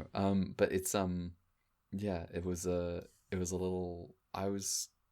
I liked they were kind of showing off gadgets a bit, like the napalm bomb, the balloon bomb, and the spider shot, all get their moment in the spotlight, and I was like, okay, we're getting SSSP stuff. We got the squad. It's a shame that Fuji doesn't get any of these cool shit. It's funny to me because this is the dumbest comparison in the world, but I feel like maybe some people out there will kind of get what I'm talking about. It made me this episode made me think a lot about Monster Hunter's roots as kind of like a kaiju thing, because like they're using all these tools and gadgets to like kind of wrangle these monsters and track them, and like it made me feel like there's like a Fuji a switch axe. Yes. That'd be funny. Oh my god, Hayata Insect Glaive Arc. No. Oh my fucking god, he would. Yeah. I will say. Absolutely. I think I brought it off mic, but there is a Monster Hunter clone that's Ultra Series on the DS. Yes, it has Beluga in it. Yes. I want to play it so bad. I don't think I'll be allowed to for a long You time. were not. You were banned for 6 years or something. I also want to play the Damn. game where you can fight with Kanegan. That I've seen clips of that. That looks cool as shit. Yeah, like it just made me remember, like, oh yeah, like Monster Hunter has kind of that history of like coming off of these kaiju things. So to just see some people on the ground just having to deal with all these monsters using like tools and ingenuity and like prep work beforehand and all that stuff, I'm just like kind of like, oh yeah, that is a thing. The presence of Pigmon means that it's possible that when Kanegon shows up, Ultraman won't murder it. True. It's possible. I don't, now that I'm thinking about it, I almost feel like part of my reaction is because Pigmon is here. Because the more that I'm thinking about and talking through the rest of the episode, I feel like the emotional arc of Pigmon's sacrifice may have distracted me from the rest of what this episode kind of was doing. Oh, yeah, it's fair. It was just kind of here, and then also they didn't mourn him at all. Yeah. Like even the moment Pigmon died, Ide and Arashi are like, oh, the balloon's free. We can use it with this. But like, you're right, though. There is a lot of cool teamwork stuff this episode that I think I was just kind of blinded to in a way because I was so caught up on like, oh, we have a friend monster for the first time in the show, basically. And it just kind of goes uncommented on. Yeah. Mm-hmm. I will say, so like, Red King and Pigmon are like classic guys, so I knew about them like beforehand. Which did mean when we got Garamon and Ultra Q, I was very confused. Oh, that's so funny. That's so funny. Wait, does this mean Pigmon has more cultural relevance than Garamon? I don't know how I feel about that. I think that is the case. Oh, that's my baby. The perfect arc on encountering Garamon for the first time, whereas like rocks up in an episode is like, what? But what? It also is very funny just seeing them use the exact same suit. I don't really think there's any modifications even. I need to check. I think like sometimes they differentiate with like the face might be. Actually, no, that's not true. That might be more modern. I think like Garamon has a mark on the suit that like isn't there on the Pigmon suit, and like I think more modern Pigmon suits go for a cuter face. That makes sense. But, like, I could see that. But like obviously this one that. is just the Garamon suit.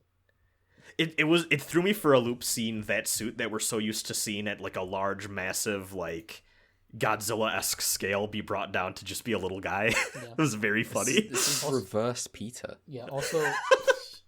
Also, one person in like the Abnormal Mastering Discord did tell us that Pigmon is differentiated in merchandise with the pink balloon. That's true. I remember that. I love that. I love that so much.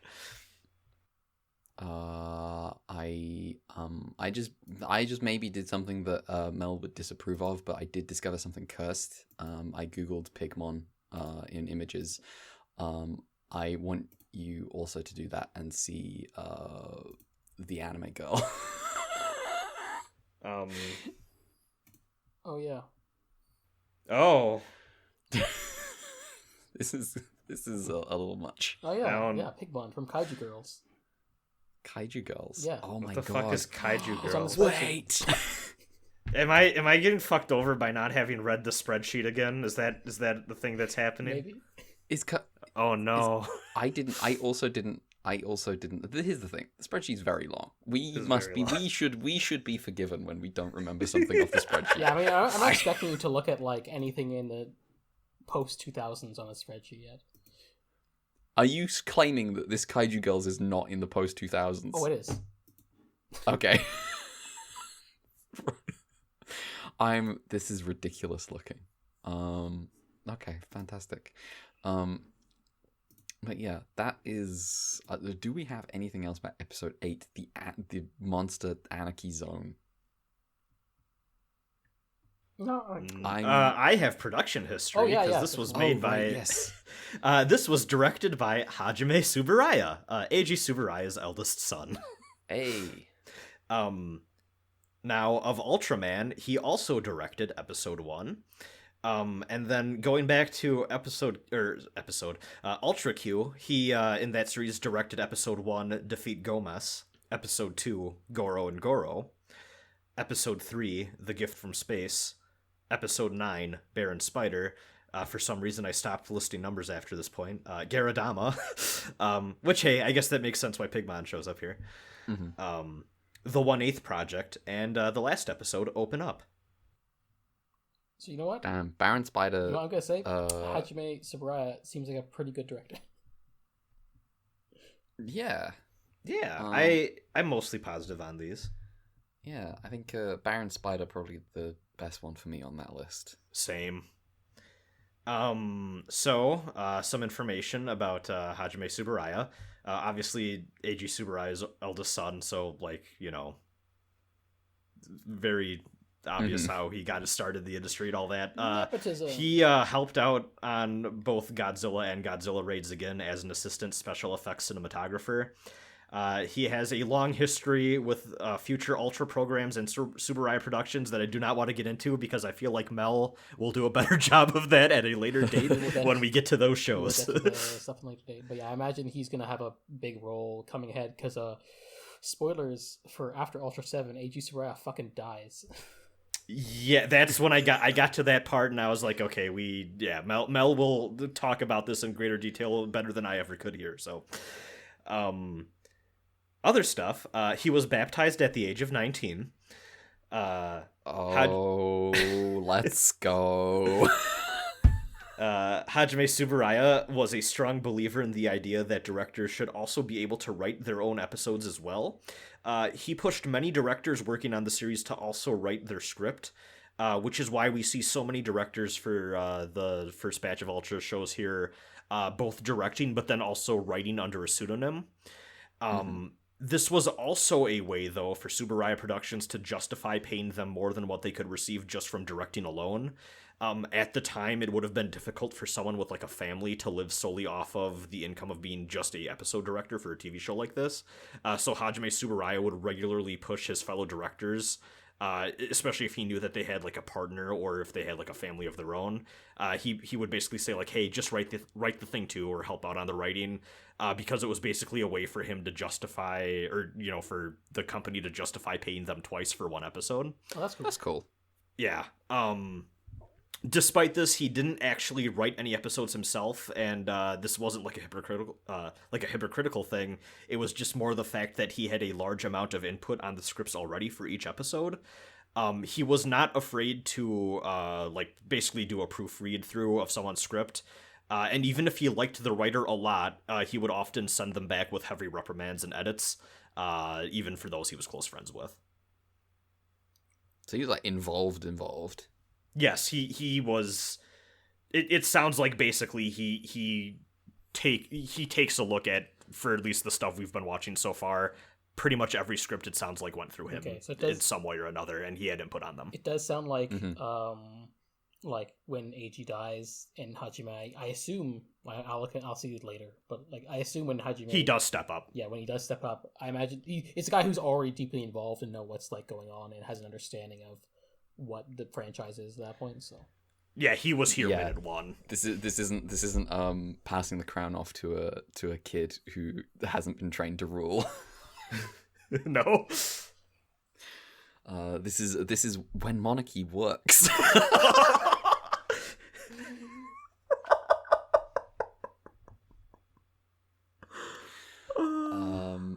We don't have much experience of that here in Britain. There's like you get famous king followed by fail son every time. But yeah, that's all I had for the production history stuff. I'm sure we'll hear a lot more about this man in the future. Yeah. All right. Well, we can get on to. Let me make sure I got this right. Yeah, episode 9. Operation. Now, is this Operation Lightning or Operation Electric Stonefire? I got Lightning Operation. What? I had Lightning Operation, I'm pretty sure. Okay. Lightning Operation. Damn, a lot of Electric Stormfire outside of my window the last few days. So, it's not Electric Stormfire. Electric Stonefire. Stonefire? What? This is the weirdest Pokemon I've ever heard of in my life. Yeah. I think that breaks the meta, actually. Yeah. A huge typhoon has struck Japan. Fucking scouts, basically, out in the woods have their food supplies blown away. The SSSP are keeping tabs on the situation in case of an emergency. Hoshino brings the latest news on the typhoon. It has just swept through a town, but now recovery can begin. The reconstruction of a bridge is being interrupted by underground disturbances, like a sinkhole. Some stuff is happening. Basically, the typhoon has disturbed something. It's disturbed, was it Gabara? Which is a kaiju with some like metal plates protecting its head that can open up like a blooming flower type of thing. Very cool. Everyone talks about Gabara like they already know what it is, which confused me a little bit. I was like, did I get the wrong episode? What's happening here? Gabara has a hunger for uranium and a radioactive beam attack. Very bad. Due to the radioactivity, Gabara must be far away from the town before anyone tries to dispose of it. The SSSP, the squad, deploys flamethrower tanks to drive it off, and this works, and everyone cheers. And then someone's like, yo, is that the direction of the scouts? The Alpinists, thank you very much. The Alpinists. Fuck off. Fucking Alpinists. What? What? The fucking Alpinists.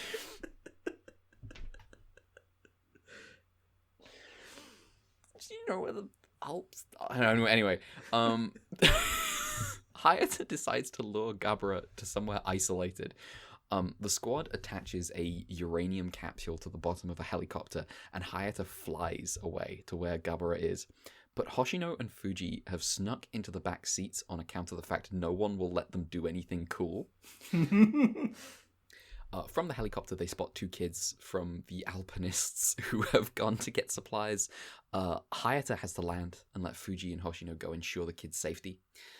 Taking off again, Hayata lures Gabara to somewhere suitably secluded, and then disaster strikes. The uranium capsule won't detach from the helicopter. Gabara, in its frenzy for uranium, swipes at the helicopter and it crashes. Hayata recovers and transforms into Ultraman. He's fine because Ultraman fights. Yes, he survived. He hit a tree on his way down. It's all good. Yeah. Hayata recovers and transforms into Ultraman. Ultraman fights Gabara, tearing off some of the protective plates around Gabara's head, which is very cool. I'm so between this and the last episode, I am so here for the more visceral violence of Ultraman. You're like those kids in the Birth of Ultraman episode. Yeah, more violence. We're baying for blood. Absolutely. Ultraman wins. Gabara dies. Ultraman flies away. We cut from Ultraman flying away to Hayata walking out of the woods. It's so funny. I love this bit so much. And everyone is so shocked that he's fine. It's like, your helicopter crashed and exploded. And he's like, that's no biggie. He just flexes like, don't worry, it's good. It's fine. Yeah, he literally flexes. The two like alpinists, they go take the supplies back to the where all the kids are, like out camping and stuff, and the two kids that they rescued are like, "Are you sure you're fine?" And Hayato like puffs out his chest like, "Yeah, absolutely. I'm basically immortal." The end. End of the episode. I like this episode. I like Gabara. I don't know. Everyone just knows what Gabara is immediately. To be fair, we should know who Gabara is because they were in Shin Ultraman. This is true. Oh shit. But I was like, how do these people know? What's going on here? I also like this episode a fair bit. If I had one critique, it's that nobody yodels, and I feel like you're squandering your alpinist premise. It is fun seeing Fuji and Hoshino sneak on, though it is weird them being like, we sneak on together as a duo because we're always paired up together, and then also we have to go to the rest. Which, I mean, I guess it's fair that they're doing something as opposed to nothing like the others, but... It's the best part of this is that Hayata's like, okay, I'm in the helicopter. I'm doing something very dangerous here. Everyone's like, you could die. And I'm like, he's like, it's such a great risk that I'm taking. And in his head, he's like, I'll just turn into fucking Ultraman. It's fine. And then like he looks behind him and Fuji and Hoshino are there. And he's like, oh shit, in his head. Oh fuck, wait, no.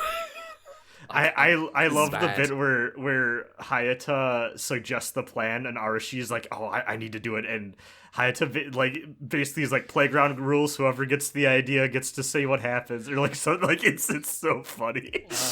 It is kind of funny also, the start of the episode, like Ide is just like, man, this is just a normal natural disaster, not a kaiju based one, we can't do shit. Yeah. I like that too. Oh man, and like there's some like puns. There's some like pun with Arashi's name where they refer to Arashi and something. It's and, like, oh man, there's a big Arashi translation of Arashi means storm. Yes, Arashi wakes up like, wait, what's going on? That was pretty good. I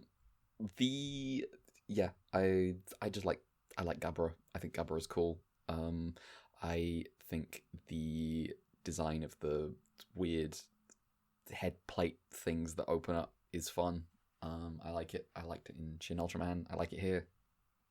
I completely forgot about it being in Shin Ultraman, so when the head part opened up, I was like, oh, holy shit. I wasn't expecting there to be like a smaller head in there. I thought that was just like its face.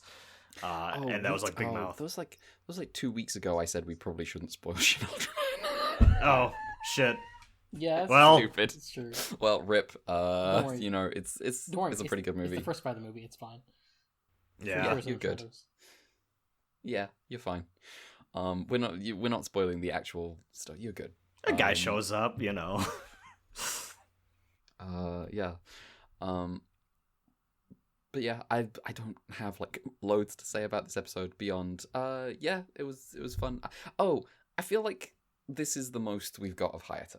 This is like the most. This is the actual Hayata episode for some reason. Yeah, I hope we get more. Yeah. Same. He's just not a character. Yeah, I feel like he's a device. Like, it's kind of weird. I feel like everyone is kind of more of a character. Yeah. Like, you know, we have Ide, who's like the Ippei. We have Arashi, who's like the gung ho guy. We have Fuji, who's a woman. We have that's a character. We have a captain who's misogynist. And rascal child, always getting up to trouble. Yeah, like Hayata is like he's the win button. He's like the hero who doesn't really have a personality, and then like except for the moments where he's like just trolling everyone.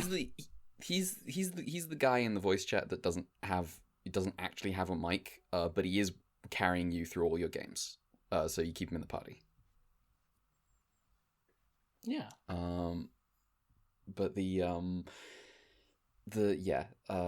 everyone else kind of carrying the actual rest of the episodes.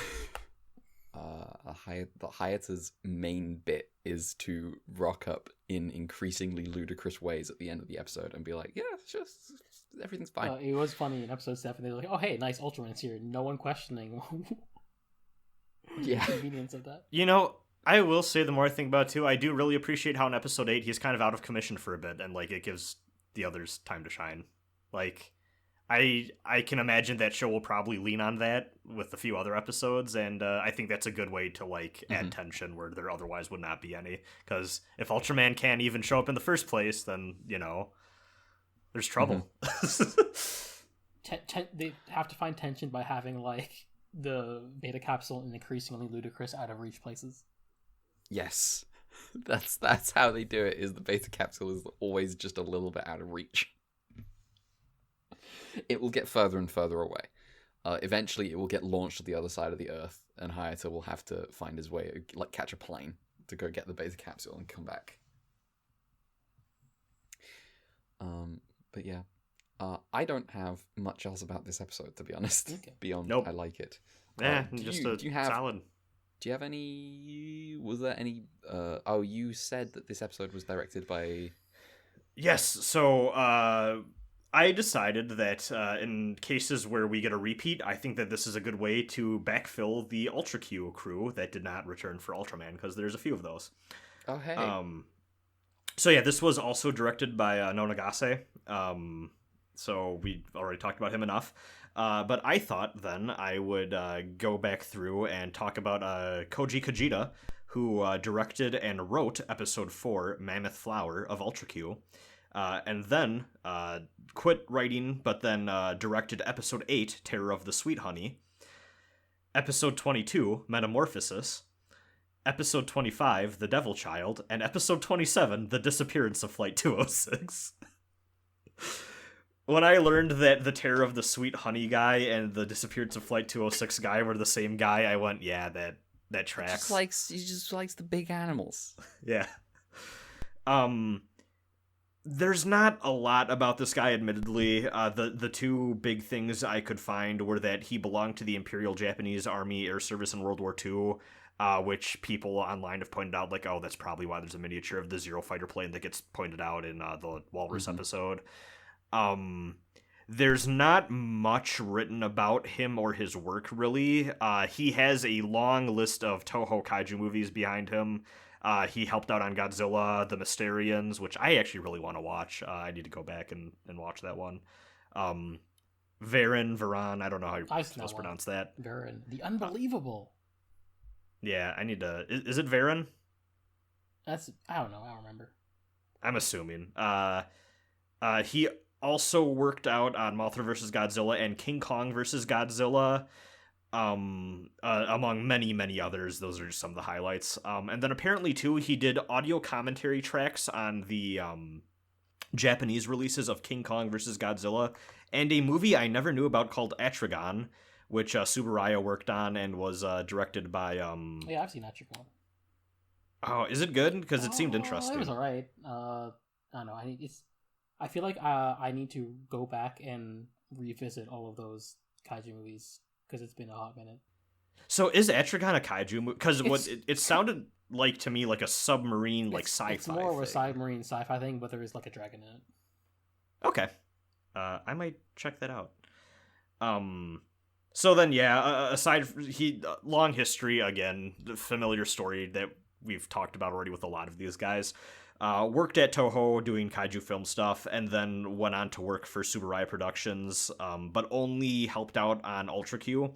After that wrapped up, he then went back to Toho and worked behind the scenes as a producer in their TV department. Ultra Q is his last credit for, like, being credited for any, like, film or TV stuff.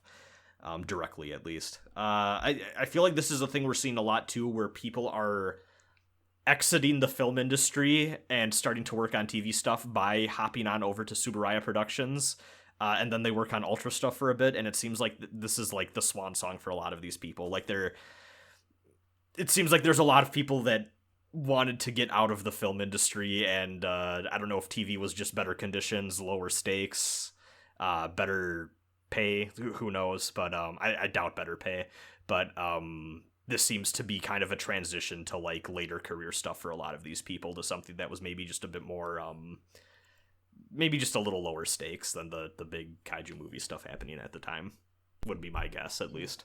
Mm-hmm. Nice. Yeah. Nice. Mel, give us the color timers. All right, color time is in for another session. Episode 7, we have 3 minutes 25 seconds. Episode 8, 1 minute 45 seconds. Damn. That quick one. Episode 9, 2 minutes 16 seconds. All right. Okay. All right. Episode 8, he was like really. They were pushing it. Yeah, I had to fit more room of Pigmon dying. This is true.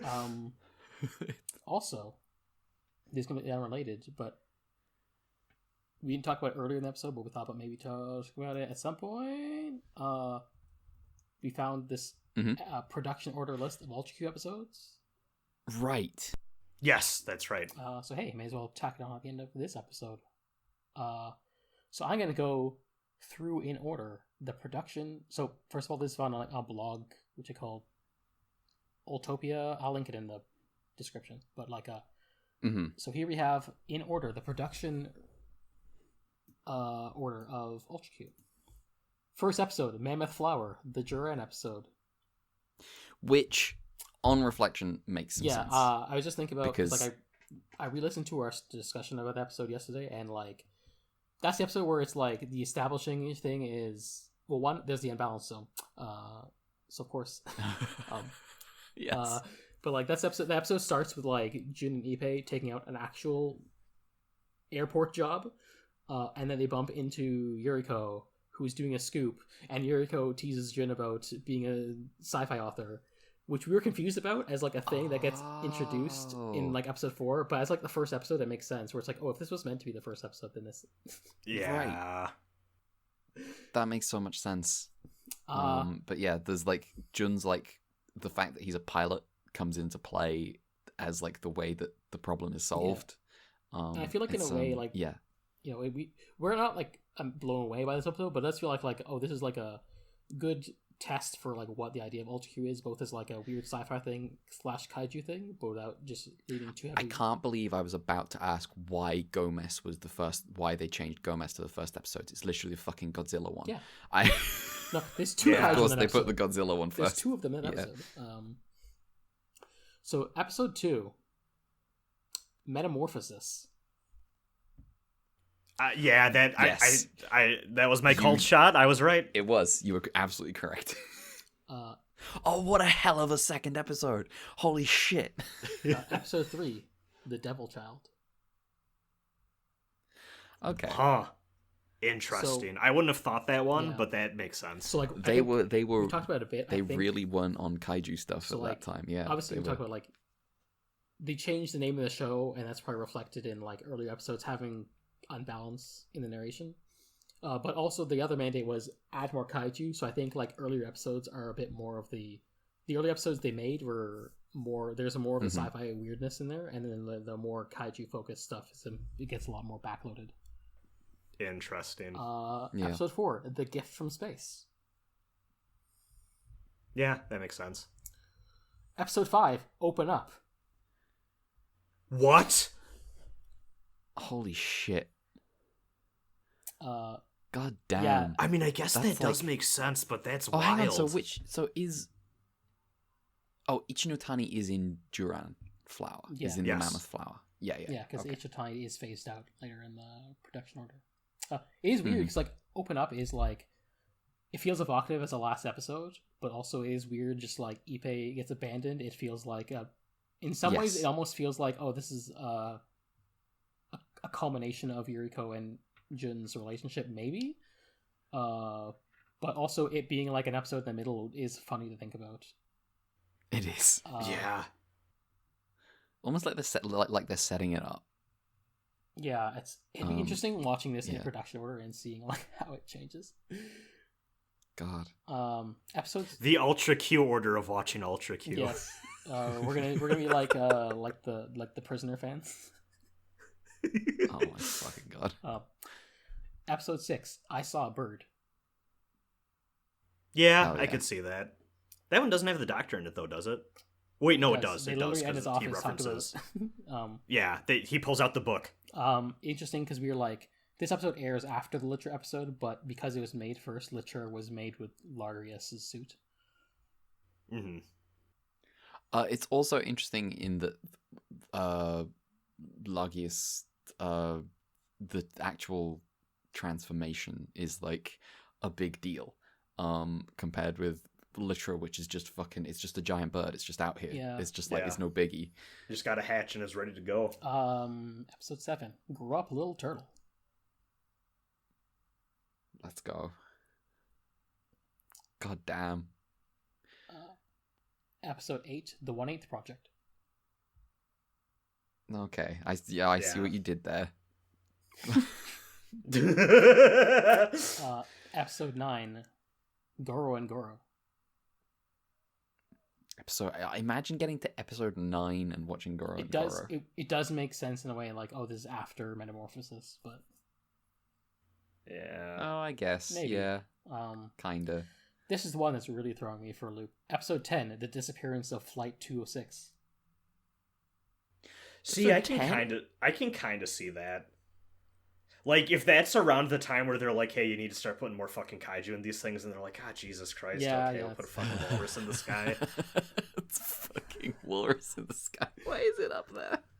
I think I briefly read on this same blog, I don't know, I forget the post, but you can probably find on this blog somewhere, that, like, they just got, like, a walrus monster from another Godzilla movie, because it was, like, a really last-minute edition.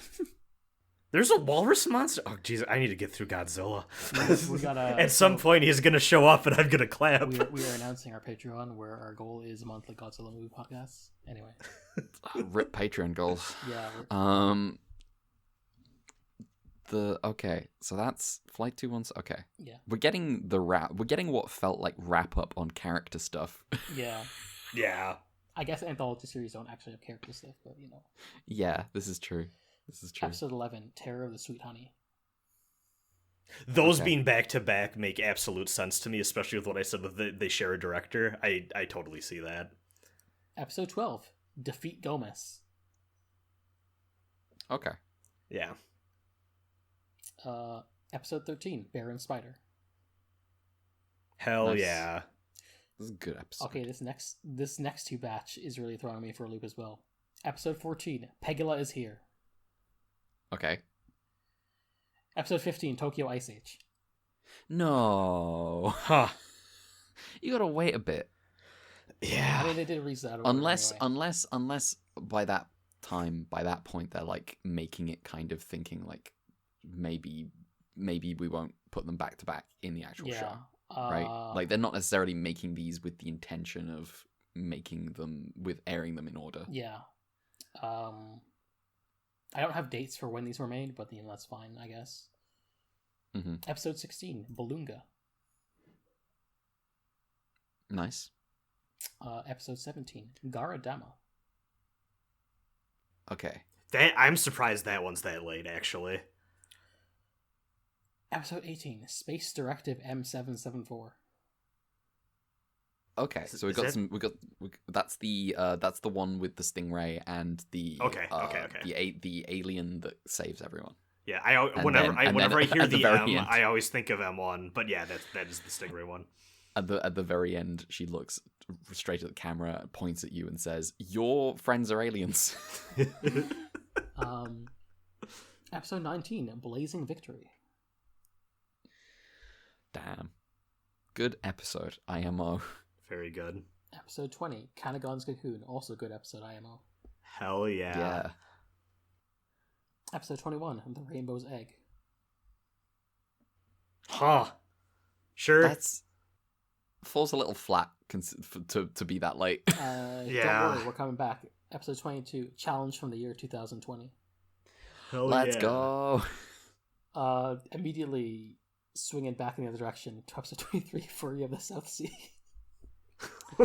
Well, they can't all be winners. Which I think, ironically enough, they don't same number. They don't have to be. They don't have to lose quite so much as that, but they can't all be winners. Yeah. Funny enough, I think that's the same one that shares a number with its broadcast order. Okay, that's kind of fun. Episode 24, The Undersea Humanoid Ragon. That's very funny to make right after Sudar. Yeah. Episode 25, The Underground Super Express Goes West. That blows my mind. That one's that late.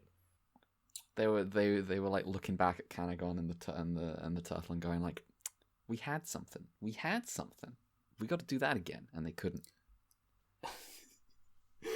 Episode 26, SOS Mount Fuji. Shut the fuck up. That's no so late. way. Oh man, I would. You should be good at this by now. What a limp ending. Episode 27, The Idol of Goga. Is that Yes, the let's last go. episode of They the brought show? it back. There's one more. Okay. Yeah, for some reason I thought 26 was the ending. It's 28. I'm dumb. The last episode broadcast, or the last episode release of. Hang on. Let me see if I can remember what's missing. Garamond Strikes Back. Oh yeah. Yep, that's the last one they made. Oh, to be honest, that's a pretty cool one. It is. Yeah, that's one of my favorites. It would be a weird one to leave off of, but. Yes. Well, you know what? It'd be interesting to lead into Ultraman with that, to be honest. Yeah, that makes sense. There's a through line there. I'm also thinking, like, that episode aired, like... That's the episode it made, but, like, that means it had to have been... I think it aired, like, in the March of that year, just based off what I read earlier in, like, previous weeks. So that, like, if it aired and was put to air, like... If it was made and, like, put to air, like, really quickly... then that means, like, we can get a time frame of, like, okay, this is when they started working on Ultraman, because they did start working on Ultraman around, like, March of that year. Mm-hmm. Nice. But yeah, there we go. That's our production order on Ultra Q. Different perspective on the show, probably. Yes. I mean, everything about Ultra Q is a little unbalanced, so I'm, it works out, but yeah, interesting to see the kind of like the through line of creation, at least. Yeah, if I ever do rewatch that show, I think I might try out that production order. That I feel like that'd be really fun. You got a couple of dead episodes in back to back there. Yeah, somewhere. But Pegla back to back just doesn't feel as fun. But also that's what happened with that Pegla is back to true. Yeah. That's the one that's kind of weird. That does imply that there is like a year where nothing happens though, which is also kind of funny in its own way. That is really funny. I mean, yeah, that's probably the biggest indication of like these weren't, that's production order, and you can see like the through line of what, the people making the show.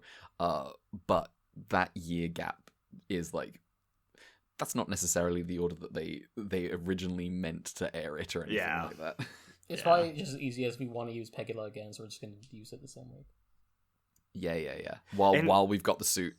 Even though I had to dig up Caramon later, it seems. So. Also, is the space operation one with the Stingray, Fury of the South Sea, and Rhagon, are those three all back to back? No. Okay. But two of those are the South Sea and the Rhagon one, right? South Sea was like between Garadama and Blazing Victory. Because I could see those two sharing locations because, like, we go, hey, we're already at the beach, sort of thing. Yeah. We got everything set up. We already talked about like how last week about how we could see the through line between how Rhagon could have gone and what Sudar actually was. Yeah. Mm-hmm. And I guess it turns out what this episode had in Ultraman. Ultra Q's good. Yeah. Ultra Q's a good show. It's a very good time. People should watch it. You should. I'm not going to say this every single week, but it's a good show. We'll taper off saying it eventually, but yeah. Well, unless we have anything else, we have managed to go for 2 hours. Once again, that we had like we had to get into academic discussion of Orientalism and also the Mario movies and also Captain Scarlet and also Oshi. And yeah, the anime for sickos. We have emails too. I say this as though I'm judgmental. I can go sickos mode. I can watch that kind of shit. So next week. Well, no, why am I doing this already? Plugs. We have emails there we too. go. We got an email. Oh, we got emails as well. Yeah, we put off emails last week, so. I'll cut this. I won't. Yeah. So, Mal, emails. Yeah. So. Because we got emails to catch up on. Mel's plug is the email. Yeah. Okay, so first off, we got an email from James. They were hoping they can make it for the Ultra finale. Unfortunately, they didn't. And also, we unfortunately shafted them further by putting it back another week. Life happens. Sorry, James. I had Easter plans with my family. I'm very sorry. That's my bad. Yeah. First, they sent this really nice picture of that I'm going to try and send in the chat, and hopefully I can get it in the episode description at some point. But it's our 5 main characters. Oh, this is great. That's so little. Garamon's so tiny. Yeah, so it's a picture of the 3 stars of Ultra Q, Jun, Ippei, and Yuriko, next to Pegula and Garamon. You notice Jun is not making eye contact with Pegula. He's more interested in Yuriko. Ippei is really interested. Yeah. Oh, this is a great photo. Fantastic. This is actually a fairly lengthy email. I'm gonna try and give it in as brief as I can. But he's giving us some useful trivia. So very much thanks to James. So first, we're talking about the last episode. Open up.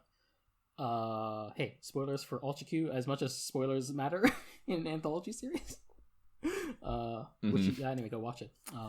So the boss gave the man a tonic, which is supposed to sober up. Oh, okay. Oh, I understand now. Yeah. And all the train flying media is inspired by a 1934 novel called Night and the Galactic Railroad. Okay. Huh. Interesting. Cool.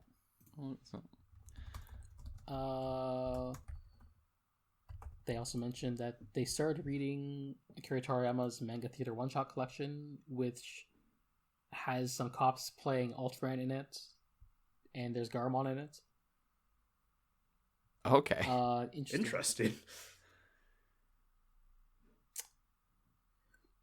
I see. Night on the Galactic Railroad was inspired by the flying train stuff. I see. They say they're not a fan of Total of the Walrus. Damn. It's okay. Thank you. Ultra Q. Thank you for your support. The anti-totaler brigade. They say Ultra Q is on the list of shows where a giant walrus randomly appears near the end alongside Wolverine. I have many crosses to bear. Totola, Pat Labor too. Their top 3 are Garamon, Baron, Spider, and Gorgos. Fantastic. Gorgos from SOS Mount Fuji. Oh yeah, wait, no, Gorgos. I was thinking the Rainbow's Egg one. Oh, Gorgos is Gorgos is a weird little man. They also mentioned Gorgos something I think I mentioned to you guys before, but I forget if you remember. The Tsuburaya did make the studio made a 73 series called Horror Theater Unbalance, which is a more straightforward horror anthology series. I did at least at some point stumble onto that and was very sad to find that there's no subbed way to watch that. Yeah. They're giving us some more trivia. Some of the stuff we talked about in early episodes, so I'll skip those, but there are some stuff that I'll mention because they're cool, and I think I saw them in my research, but I didn't have sources for them, so I'll rely on the email to be my source of this case.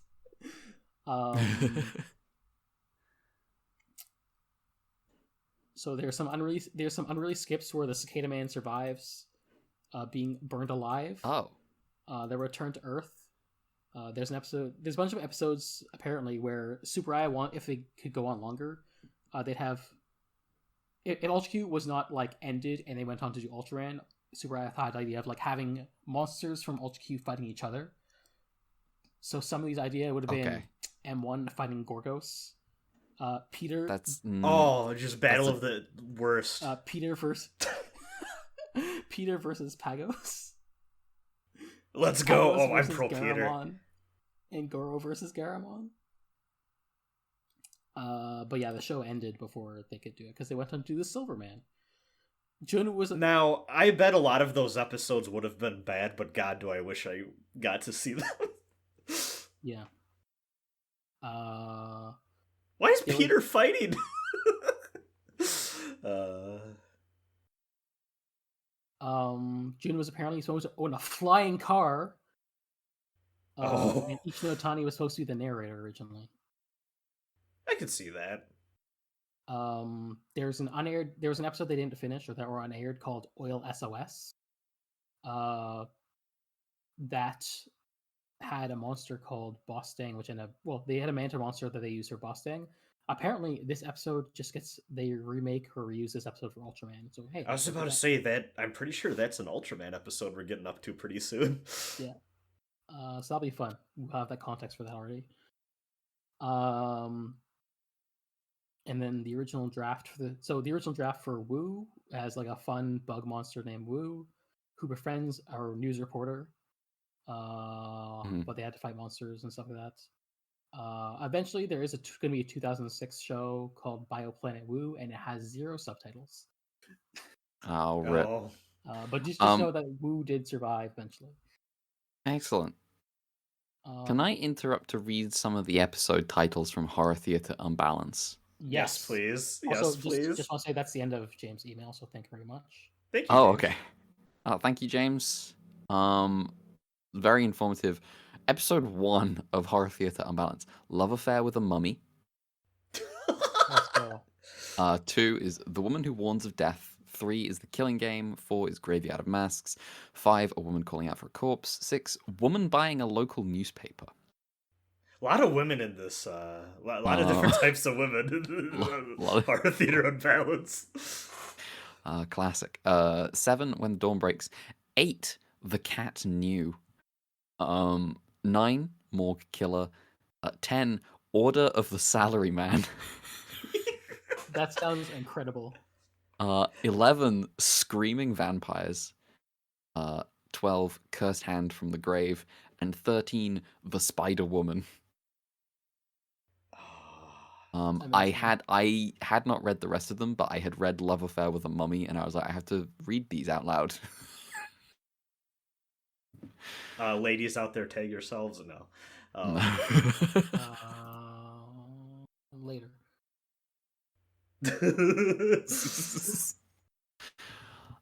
Cool. Yeah. Thank you for the email. Yeah, we got 2 more emails. Nice. So the second email, which was again another one from last week we missed. Thomas. They just finished the first Ultraman podcast. They think it is a bold choice for family entertainment to have a genocide of entire species. I also thought it was a bold choice. Yeah. They are enjoying our production history trivia segments. I mean, after listening to the Ultraman production history, yeah, that is pretty great. The Ultraman production history was like maybe the wildest thing. It's just absolute mess. Yeah, they are thanking me for bringing it to the podcast, so thank you very much. But also, I'm sending thanks to Razin for taking up the mantle for the episodic stuff. Yeah.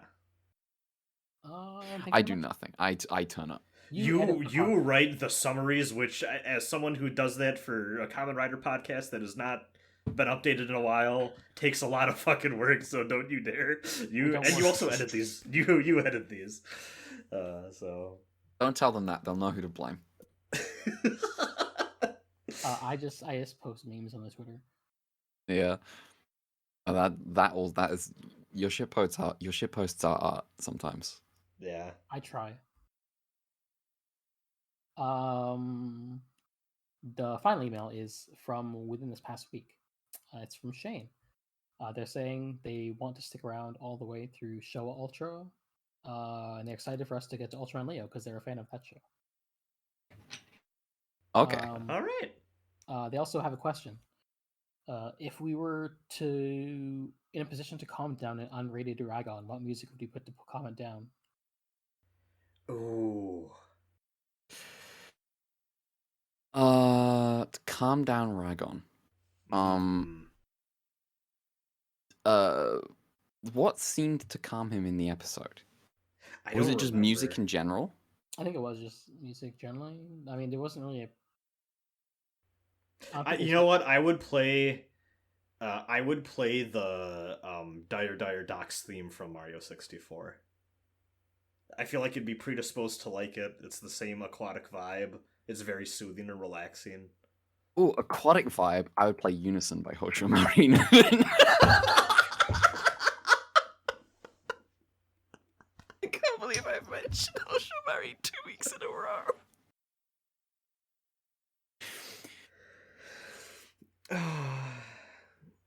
Oh well, we are who we are. Yeah. Maybe the lane opening. Ooh, that is good. Play them fucking the Edge of the Ocean by whatever band it is who also did the song that is the opening to Kingdom Hospital, which is a Stephen King adjacent thing. That was listen. That's deep. I can't remember what the thing is. Someone else will have to do that deep dive. That's fair.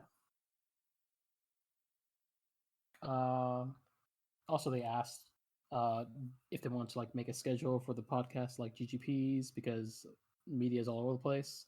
And my answer to that is, we do have a spreadsheet, so I think that's kind of accounted for. But also, you know, if you want to make it on your own and we can compare notes, that wouldn't be bad either. I think because I keep thinking like, am I missing stuff, or is there subs I can't find? There's also like some questions about how we approach certain things that aren't Ultraman but are in the relevant. conversation. Yeah. Yeah. I was just ending that sentence there. They aren't Ultraman, but they kind of are. Yeah. Also, just like stuff that's like, hey, are we even? How do we cover this thing that isn't probably going to be worth an entire episode, kind of thing? Right. Yeah. Right. That kind of thing. Like, so you know, maybe if something is like 100 episodes of just fight scenes, we can't really yeah, we'll just have the we'll worst just fucking like year of our lives. I mean, it actually wouldn't be that bad. We'd probably hop on for like a 10-minute call at most and feel like, yeah, see ya. See you next man. week. That'd be so. I think that would be miserable. I would have. That would be pretty miserable. That is to say, we are not going to cover Ultra Fight in full. Yeah. Some Ultra Fights we will, because they'll have plot, but that's like, you know, for 8 years from now. Oh, can you say that less? Oh. I don't even know the specific time frame. I just know that, like, let me just check the spreadsheet, because I know we have a time projection. Yeah. The time is a hell of a drug. And like, it'll be, I don't know, there's a lot of 50 episodes of series, which makes things. I'm telling you right now, I am doing my best to stay on this train as long as I can, and I hope I can. 8 years though, goddamn. Yeah. I want to believe. Yeah, so from our projected schedule, we'd get to like Ultraman 80 in June of 2025. Okay. Holy shit. And then we're out of the Showa era. Well, that's the end of the Showa era. Okay. Wait, when does the show? Hang on. When does the Showa era end? That's like that's the end of like the mainline Showa era stuff, and then like there's a hiatus of production stuff where they're like, what the fuck are we doing with Ultraman for like a decade or two? Right. Yes, I forgot that Ultraman took mad hiatus. And like there's a bunch of, like in the spreadsheet there's like a bunch of stuff that's mostly like movies, and like there's some like shorter series and stuff, but you know, we won't talk too much about that. And then like it might be like another year until we get to like Tika or something after that. That's the next mainline series. Okay. Depending on things go, but we'll see. It'll be a while from now until we even think about stuff. I didn't even project beyond that because I was like, there's some stuff here that's, you know, short animated stuff that doesn't have subs, and who knows if it'll count into our into our stuff. So we'll see. Yeah, we will see. You are free to speculate about about the schedule though. Yeah. It might not be all that productive though. Yeah. Definitely kind of intimidating being like, oh damn, all the shows I saw are like so far off. Yeah, there's a lot of this. God damn. Well, we're on the long haul. Yeah. If GGP can do it, then question mark. So I'm gonna do my best, barring life getting in the way. I want to ride this boat as long as I can. I've bought a lot of Blu-rays and DVDs. I'm invested in the perpetuation of this. I didn't spend money. I'm glad. Yeah, you're just Red. You're just smarter than us, honestly. I mean, I bought Blu-rays, officer. I would. Yeah, what's Everything's that? What was above that board. I just episode? like to have a Operation shelf full Lightning of. Storm? I just like having a shelf full of dumb things like Here, let's pull something. Gun Frontier or Final Fantasy: The Spirits Within. Or Ultraman Kids. Yeah. Nice. Why do I own Tsukihime on DVD? Why did I buy this? Whatever. Wait, you own the terrible Tsukihime anime on DVD? Yeah, it's a Sentai Selects. It says right here on the top of the box. Why? I don't know. I probably listen. Sometimes Right Stuff just has shit for like $5. I'm like, fucking yeah, why? Now, to be fair, I haven't watched that anime, but it is an anime adaptation of Tsukihime. So, like, I already don't know how much I recommend it. Yeah. Anyway, the nice thing at least is that by the time we're like at the end of this year, we'll be in our 4th show. So we are making Yeah. The immediate pace of all this is still pretty solid. It'd probably be more dire if we were doing GGP pacing of 2 a week instead of 3.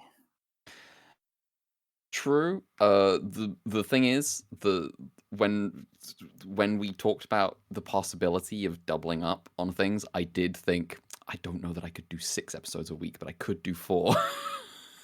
Yeah, I don't. That's getting way ahead of ourselves. The audience doesn't even have context for what we're talking about. So. This is true. We will see. We will. Yeah, forget this conversation happened. This is my command to the audience. Thank you for the emails, everyone. Yeah, it's nice that people are listening to our thing and wanting to talk to us about it. That's very good. I appreciate it. Inexplicably, this has now become our longest podcast. Is it? Oh, don't we have one that's been going for... Maybe. We've had a bit of a disaster. My recording failed at some point. Uh-oh. At 2 hours and 7 minutes. I guess we'll use the OBS to back that up. Well, unless we have anything else, I think we can get into plugs. If you want to follow the show, you can do so on Twitter at ultra_Q. That is ultra_QUEUE. If you want to follow me on Twitter, I'm at gender_redacted. If you want to follow me on co-host, I'm at November. I'm still going through the RTS games. I think next up I might be playing Command and Conquered. I might be playing something else. Command and Conquered? Command and Conquer. I was about to say, like, I mean, was that what it actually was called? I guess it's an old game. It's past tense. Anyway, who knows? Who knows what I'm doing next? But yeah, that's me. Razin. You can find me on YouTube, Rasenbran. I'm getting back to making stuff this week, I swear. I know I say this all the time, but I actually have stuff in the oven this time, so it will for sure happen. Yeah, I'm on Twitter at Rasenbran.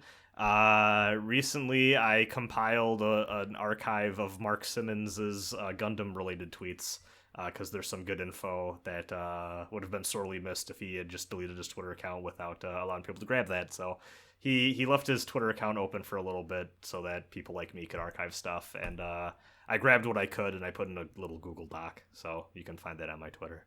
Yeah, nice. Mel. Yeah, I sometimes have a Twitter at Dear Crowns. I have a Twitch, Cosmic_Crown, which is, it exists. And our email that you can email to is ultraqpod@gmail.com. Yeah, nice. All right. Well, next we got 3 more episodes of Ultraman. Episodes 10, 11, 12. Join us for those. And just remember, if you see Hayata, he's fine. There's nothing wrong with Hayata. He'll be fine, no matter what happens. Hey, there he is right now. Yeah, he's coming around the corner. Yeah. So, bye-bye for now. See you next week. Bye-bye. Hey, everyone.